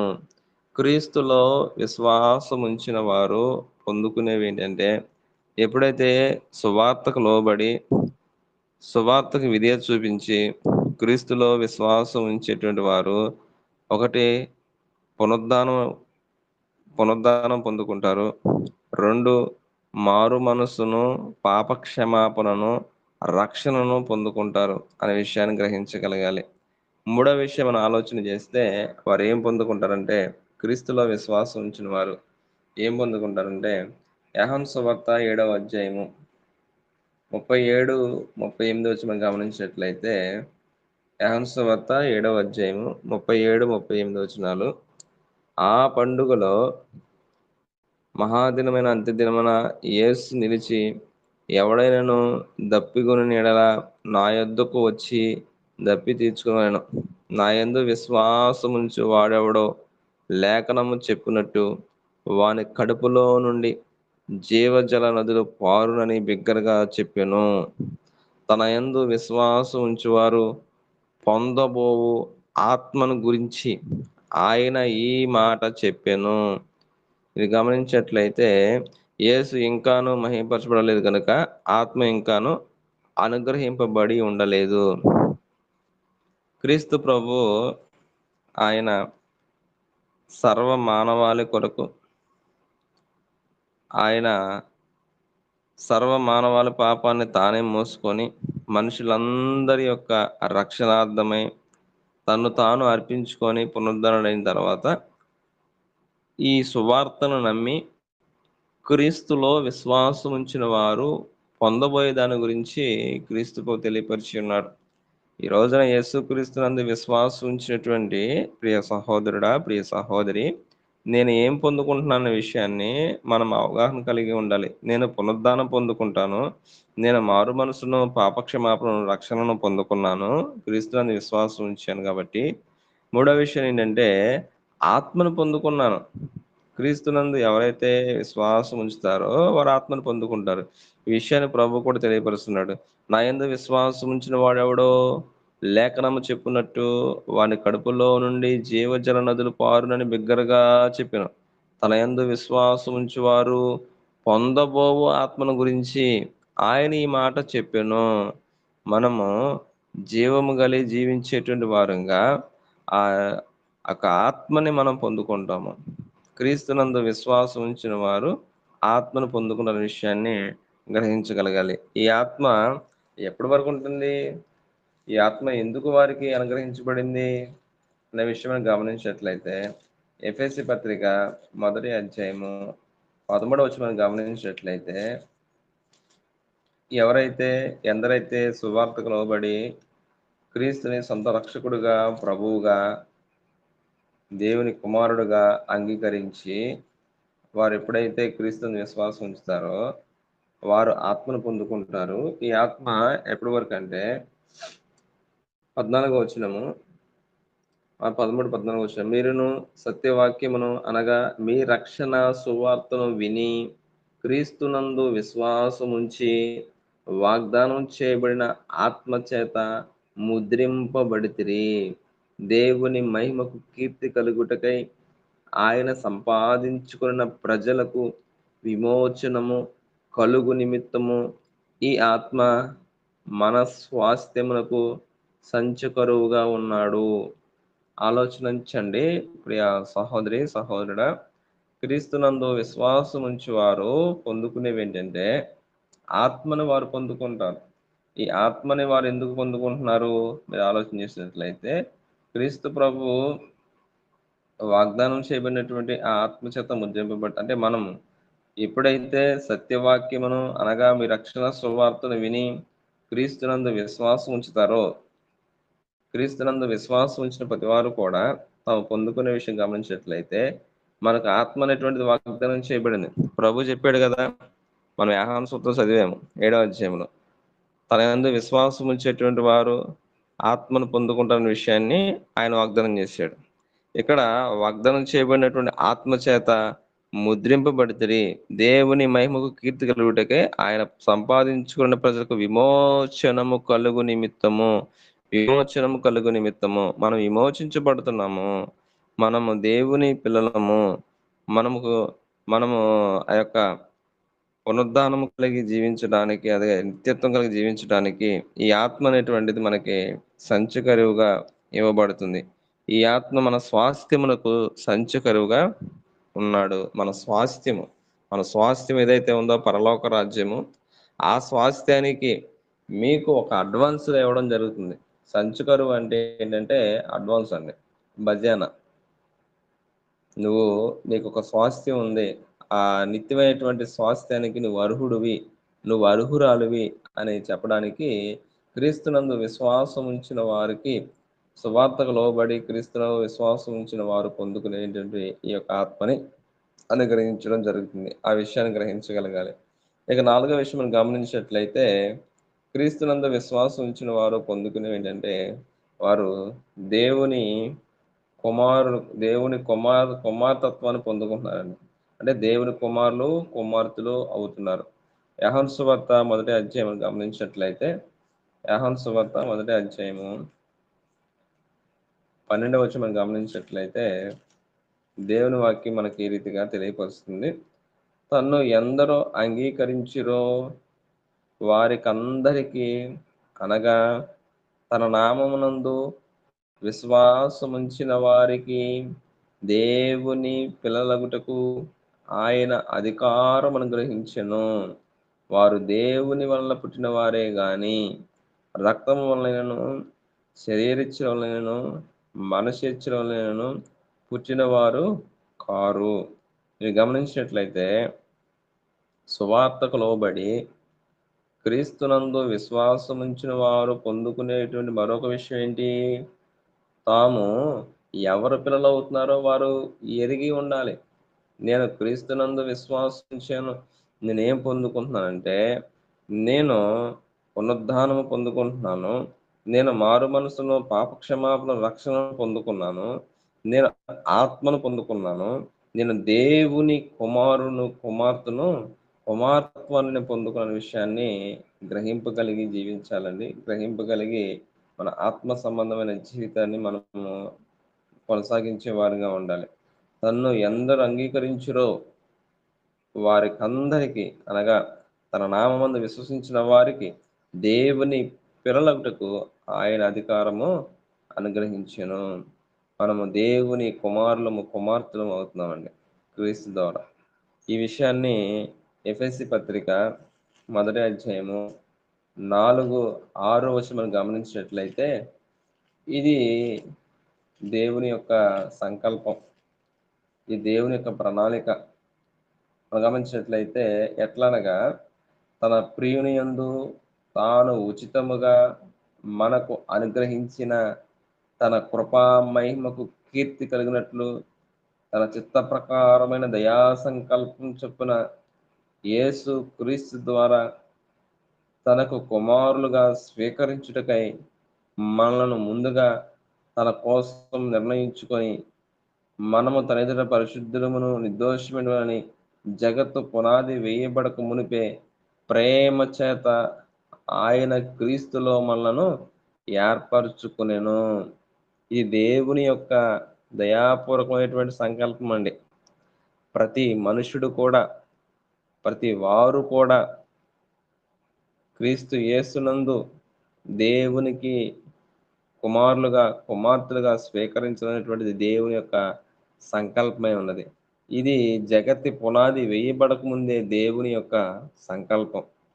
కాబట్టి దేవుని పిల్లలము, దేవుని కుమార్తెలము మనం అందరం అవ్వాలి అంటే మనం క్రీస్తునందు విశ్వాసం ఉంచాలి, సువార్తకు లోబడి ఇప్పుడు విశ్వాసం ఉంచి కొనసాగేటువంటి వారు తాము ఏం పొందుకున్నామో గ్రహింపు కలిగి తమ ఆత్మ సంబంధమైన జీవితాన్ని గడిపేటువంటి వారుగా ఉండాలి. ఎస్, నేను దేవుని నా యొక్క ఈ సృష్టికర్త అనేటువంటి నా తండ్రి, నా దేవుడు అనేటువంటి విషయాన్ని గ్రహింపగలిగి మనం ఈ ఆత్మ సంబంధ జీవితాన్ని గడిపేటువంటి వారుగా ఉండాలి. చివరిగా మరొక విషయం ఏంటంటే యోహాను సువార్త 3వ అధ్యాయము 16వ వచనము క్రీస్తునందు విశ్వాసం ఉంచేటువంటి వారు పొందుకునేటువంటి విషయము మనం గమనించినట్లయితే యోహాను సువార్త 3వ అధ్యాయము 16వ వచనం మనం గమనించినట్లయితే మరొక విషయాన్ని మనకి గ్రంథము తెలియపరుస్తుంది. దేవుడు లోకమును ఎంతో ప్రేమించెను, కాగా ఆయన తన అద్వితీయ కుమారునిగా పుట్టిన వాని యందు విశ్వాసముంచు ప్రతివాడును నశింపక నిత్య జీవము పొందునట్లు ఆయనను అనుగ్రహించెను. లోకము తన కుమారుని ద్వారా రక్షణ పొందుటకే గాని లోకములకు తీర్పు తీర్చుటకు దేవుడైనను లోకములోనికి పంపలేదు. ఆయన యందు విశ్వాసముంచు వానికి తీర్పు తీర్చబడదు. విశ్వసింపని వాడు దేవుని అద్వితీయ కుమారుని నామందు విశ్వసించలేదు కనుక వానికి ఎంతకు మునిపి తీర్పు తీర్చబడెను. గమనించినట్లయితే క్రీస్తునందు విశ్వాసం ఉంచిన వారు పొందుకునే మరొక అతి ప్రాముఖ్యమైన విషయం ఏంటంటే దేవుని యొక్క సంకల్పం కూడా ఎవరు కూడా నశించుకోవడం దేవుడికి ఇష్టం లేదు. దేవుడు ఈ లోకాన్ని ఎంతో ప్రేమించాడు. దేవుడు ఈ లోకం ఎంతో ప్రేమించాను కాగా ఆయన అద్వితీయ కుమారునికి పుట్టిన వాని యందు విశ్వాసముంచు ప్రతివాడును నశింపక నిత్య జీవం పొందినట్లు ఆయనను అనుగ్రహించెను. వాని యందు విశ్వాసముంచు ప్రతివాడును అంటే క్రీస్తులో విశ్వాసముంచేటువంటి వారు పొందుకునే మరొక 5వ విషయం ఏంటంటే నిత్య జీవము. ఈ నిత్య జీవం గురించే క్రీస్తు ప్రభు వాగ్దానం చేశాడు. మొదటి యోహాను సువార్త 2వ అధ్యాయము 25వ వచనంలో నిత్య జీవం మీకు అనుగ్రహిస్తాను అనేటువంటిది ఆయన చేసేటువంటి వాగ్దానం అని అక్కడ మరలా క్రైస్తవులకి తెలియపరచడం జరుగుతుంది. కాబట్టి ఇప్పటి వరకు కూడా మనం విన్నటువంటి విషయాలు ఏవైనా సరే భౌతిక సంబంధమైనటువంటివి ఉన్నాయా? ఈ లోక సంబంధమైనటువంటివి. పునరుద్ధానము కలుగును.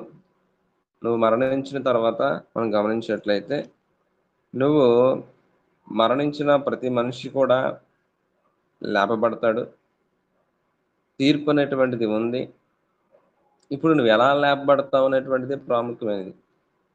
మనము యోహాను సువార్త 5వ అధ్యాయము 29వ వచనం గమనించినట్లయితే 28, 29 వచనాలు దీనికి ఆశ్చర్యపడకుడి, ఒక కాలం వచ్చినది, ఆ కాలమున సమాధిలో ఉన్న అందరూ ఆయన శబ్దం విని మేలు చేసిన వారు జీవ పునరుద్ధరణకును కీడు చేసిన వారు తీర్పు పునరుద్ధరణకును బయటికి వచ్చేదరు.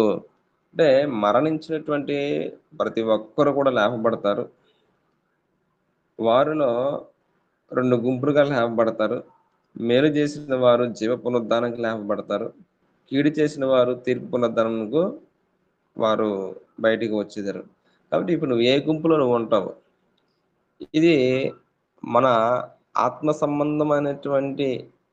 సంబంధించినటువంటి విషయాలు ఇవి పొందబోయేటువంటి దాని మీద విశ్వాసం ఉంచి కొనసాగించేటువంటి ఆత్మ సంబంధమైన జీవితం ఇది. ఈ విషయాలు ఏవి కూడా భౌతికంగా నువ్వు పొందుకునేటువంటి మేడలు, మిద్దెలు, డబ్బు, అలాగే పదవులు, ఆస్తుల గురించినటువంటి ఏది కూడా మనము అక్కడ గ్రహించవండి. కాబట్టి ఇది ఆత్మ సంబంధమైనటువంటి జీవితము, ఒక నిరీక్షణ కలిగి మనం పొందబోయే దాని గురించి ఎదురు చూస్తూ కొనసాగించాల్సినటువంటి విశ్వాసం అండి. ఇలాగ మనము క్రీస్తులో విశ్వాసం ఉంచితే ఇవి మనం పొందుకుంటామనే విషయం గ్రహింపు కలిగి మనం క్రీస్తునందు విశ్వాసం ఉంచిన వారుగా ఉంటే ఎన్ని శోధనలు వచ్చినా, ఇబ్బందులు వచ్చినా, ఆఖరికి మరణమే మన ముందున్నా కానీ ఆ మరణాన్ని మనము కౌగులించుకునేటువంటి వారుగా ఉంటామండి. అందుకనే భక్తులు మరణం విషయంలో వారు ఎవరో కూడా భయపడలేదండి. మరణానికి ఎదురెళ్ళారు. నా మట్టుకు అయితే బ్రతుకుట క్రీస్తే, చావైతే లాభమే. అలాగే మనం ప్రకటన గ్రంథాన్ని మనం చూస్తే కనుక అక్కడ గమనించినట్లయితే ఒకసారి సందర్భం తెలియపరుస్తానండి. ప్రకటన గ్రంథము 3వ అధ్యాయం గమనించినట్లయితే అక్కడ ఒక హతసాక్షి అయ్యాడు ఒక విశ్వాసి. గమనించినట్లయితే ప్రకటన గ్రంథము 2వ అధ్యాయము 16వ వచనం గమనించినట్లయితే 2వ అధ్యాయము 12వ వచనం. ప్రకటన 2:12. పెర్గేములో ఉన్న సంఘపు దూతకు ఎలాగో రాయము, వాడి అయిన 2 అంచులు గల ఖడ్గము గలవాడు చెప్పు సంగతులు ఏమనగా, సాతాను సింహాసనమున్న స్థలములో నీవు కాపురం ఉన్నావని నేను ఎరుగుదును. మరియు సాతాను కాపురమున్న ఆ స్థలములో నాయందు విశ్వాసి అయి ఉండి నన్ను గురించి సాక్షి అయిన అంతియప అనువాడు మీ మధ్యను చంపబడిన దినములలో నీవు నా నామము గట్టిగా చేపట్టి నా యందలి విశ్వాసమును విసర్జింపలేదని నేను ఎరుగుదును. ఇక్కడ పెర్గేములో ఉన్నటువంటి ఆ సంఘములో ఏం జరిగిందండి? ఆ పెర్గమైనటువంటి అక్కడ ఎవరు సింహాసనవాసులై ఉన్నారు మీరు గమనించినట్లయితే సాతాను సింహాసనం ఉన్న స్థలములో, ఆ ప్రాంతంలో సాతానే ఏకంగా సింహాసనం ఉండి అంతగా బహుగా అక్కడ శోధనలు, ఇబ్బందులు, లేదంటే చాలా కఠినమైనటువంటి పరిస్థితులు అక్కడ క్రైస్తవులు ఎదుర్కొంటున్నారు. ఎంత పరిస్థితులు అంటే ఒక వ్యక్తిని కూడా చంపేశారు. మీరు గమనించినట్లయితే, నా యందు విశ్వాసి అయి ఉండి నన్ను గురించి సాక్షి అయిన అంతిప అనువాడు మీ మధ్యను చంపబడిన దినములు. అంటే ఇక్కడ చంపబడ్డాడండి. ఆయన ఎంత ధైర్యంగా వెళ్ళుంటాడు మరణానికి ఎదురుగా. ఈ రోజున ఏదన్నా ఎవరన్నా ఒక చిన్న అధికారి మీరు అక్కడ ప్రార్థనకి వెళ్ళొద్దు, పెట్టొద్దు అంటేనే మానేసేటువంటి వారు 190% మంది ఉన్నారండి. కానీ ఆ రోజు క్రీస్తులో విశ్వాసం ఉంచిన వారు మరణానికి వెదిరెళ్ళారండి. అందుకని క్రీస్తు ప్రభు కూడా చెప్పాడు, మీరు దేహాన్ని చంపేటువంటి మనుషులకు భయపడొద్దు కానీ ఆత్మను దేహంను కూడా నరకంలో నశింపజేసే మనుషులకు మీరు భయపడండి. దేవునికి మీరు భయపడండి. క్షమించాలండి. మనుషులకు మీరు భయపడొద్దు. వాళ్ళు ఏం చేస్తారు? మహా అయితే మీ దేహాన్ని చంపుతారు, మీ ప్రాణాన్ని తీయగలుగుతారు. కానీ దేవుడైతే మీ ఆత్మను నరకంలో నశింపజేస్తాడు. వాళ్ళు చంపినా చంపకపోయినా సరే మనం కొంతకాలం చనిపోతామండి. కానీ ఇది స్పిరిచువల్ లైఫ్, అంటే మనం పొందబోయేటువంటి దాని గురించేటువంటి సరైన అవగాహన అనేటువంటి వారు విశ్వాసులను తొలగిపోతారు. కాబట్టి అంతియోపు అనేటువంటి ఒక యవ్వనుడు చంపబడ్డాడు. చంపబడినా కానీ ఏ మాత్రం కూడా వారిలో అధైర్యము, అవిశ్వాసం అనేటువంటిది లేదండి. విశ్వాసం అలాగే గట్టిగా చేపట్టి కొనసాగించారు. నేను ఇక్కడ ఏం చెప్తున్నానంటే, క్రీస్తులో విశ్వాసం ఉంచేవారు పొందుకునేవి అవి ఆత్మ సంబంధమైనవి, అవి భవిష్యత్తులో జరిగేటువంటివి. అవి మనము అవగాహన కలిగి విశ్వాసం కొనసాగించినప్పుడు మరణమే మన ముందున్నా కానీ మనము ఇష్టంగా మనం మరణిస్తామండి. ఒక మనుషుడు ఈ లోకమంతా కూడా సంపాదించుకొని తన ప్రాణం పోగొట్టుకుంటే వాడికి ఏం ప్రయోజనము? నా నిమిత్తము తన ప్రాణం పోగొట్టుకున్నవాడు దానిని దక్కించుకుంటాడు. తన ప్రాణం కాపాడుకున్నవాడు దాన్ని పోగొట్టుకుంటాడు.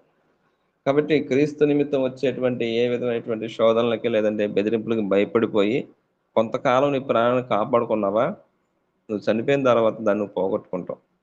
ఆలోచించండి. విశ్వసించేటువంటి ప్రతి వారు కూడా క్రీస్తులో విశ్వసించి తాము పొందుకునేది ఏంటంటే, తాము మరణించిన తర్వాత నాకు పునరుద్ధానం అనేటువంటిది ఉంది, నేను లేపబడతాను. నేను కీడు చేసేవారుగా ఉంటే తిరిగి పునరుద్ధానం లేపబడతాను.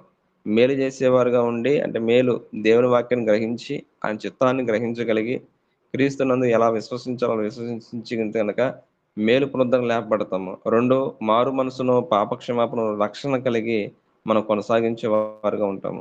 3, ఆత్మను పొందుకుంటాము. నీ స్వాస్థ్యానికి నీకు సంచకరిగా ఇవ్వబడింది ఆత్మ. నువ్వు దేవుని యొక్క గుణలక్షణాలు కలిగి నడిపింపబడటానికి, ఆత్మ ప్రేరణగా నడిపించబడడానికి నీకు ఆత్మ అనుగ్రహించబడింది. 4, నువ్వు దేవుని కుమార్తె, దేవుని పిల్లలుగా మనం చేయబడ్డాం. 5, ప్రాముఖ్యమైనది నిత్య జీవము. ఆ యొక్క పరలోకములో యుగాలు కూడా దేవునితో మనము నివసించడానికి అవకాశం ఉంది.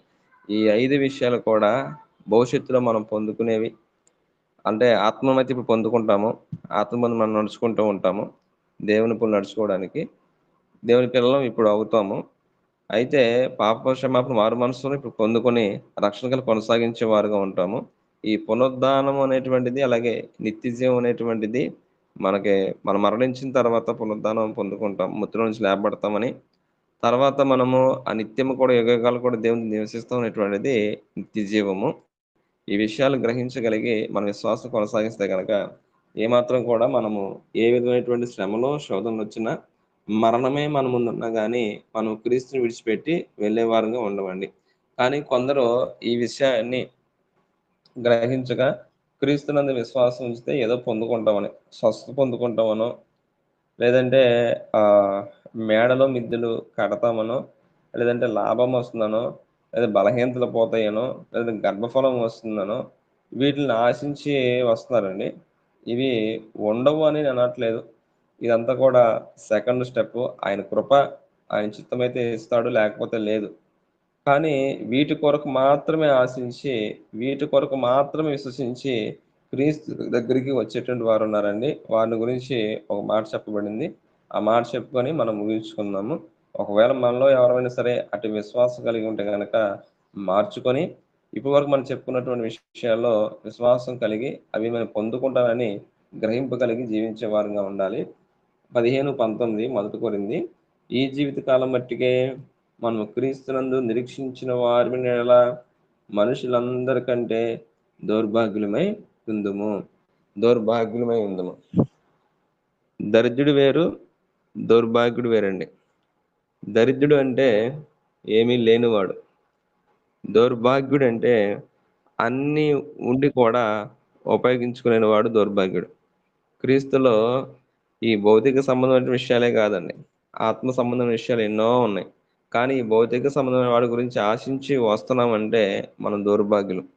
కాబట్టి దౌర్భాగ్యంగా ఉండకుండా మనం ధన్యులంగా ఆ నిత్యత్వాన్ని స్వతంత్రించుకునే వారుగా ఉండాలని, మరి క్రీస్తునందు విశ్వాసం ఉంచినటువంటి నేను పొందుకునేది ఏంటంటే, నేను పునరుద్ధానాన్ని పొందుకుంటాను, నేను మారు మనసును, పాపక్షమాపణ, రక్షణను పొందుకున్నాను, ఆత్మను పొందుకున్నాను, దేవుని కుమారతత్వాన్ని పొందుకున్నాను, నేను నిత్య జీవం అనేటువంటిది పొందుకుంటాను అనేటువంటి విశ్వాసం కలిగి ఉండి, ఎన్ని శోధనలు వచ్చినా, ఎన్ని ఇబ్బందులు వచ్చినా క్రీస్తుని అంటిపెట్టుకొని ఎబ్రీ పత్రిక 12వ అధ్యాయంలో చెప్పిన ప్రకారము సులువుగా చిక్కులు పెట్టేటువంటి ఆ పాపం నుంచి విడిపించబడడానికి విశ్వాసము కర్తయు దాన్ని కొనసాగించబడిన క్రీస్తు వైపు చూస్తూ మన యొక్క యాత్రను ముగించేవారుగా ఉండాలని మరి యొక్క వాక్యం మనందరి హృదయాల్లో ఫలింపచేయను గాక. ఆమేన్. శ్రద్ధగా విని మీ అందరూ కూడా ప్రభు నామమున వందనాలు తెలియపరచుకుంటున్నానండి. అవకాశం ఇచ్చిన సోదరులు రావు గారికి కూడా నా యొక్క వందనాలు తెలియపరచుకుంటున్నాను. మీ అందరికీ వందనాలండి.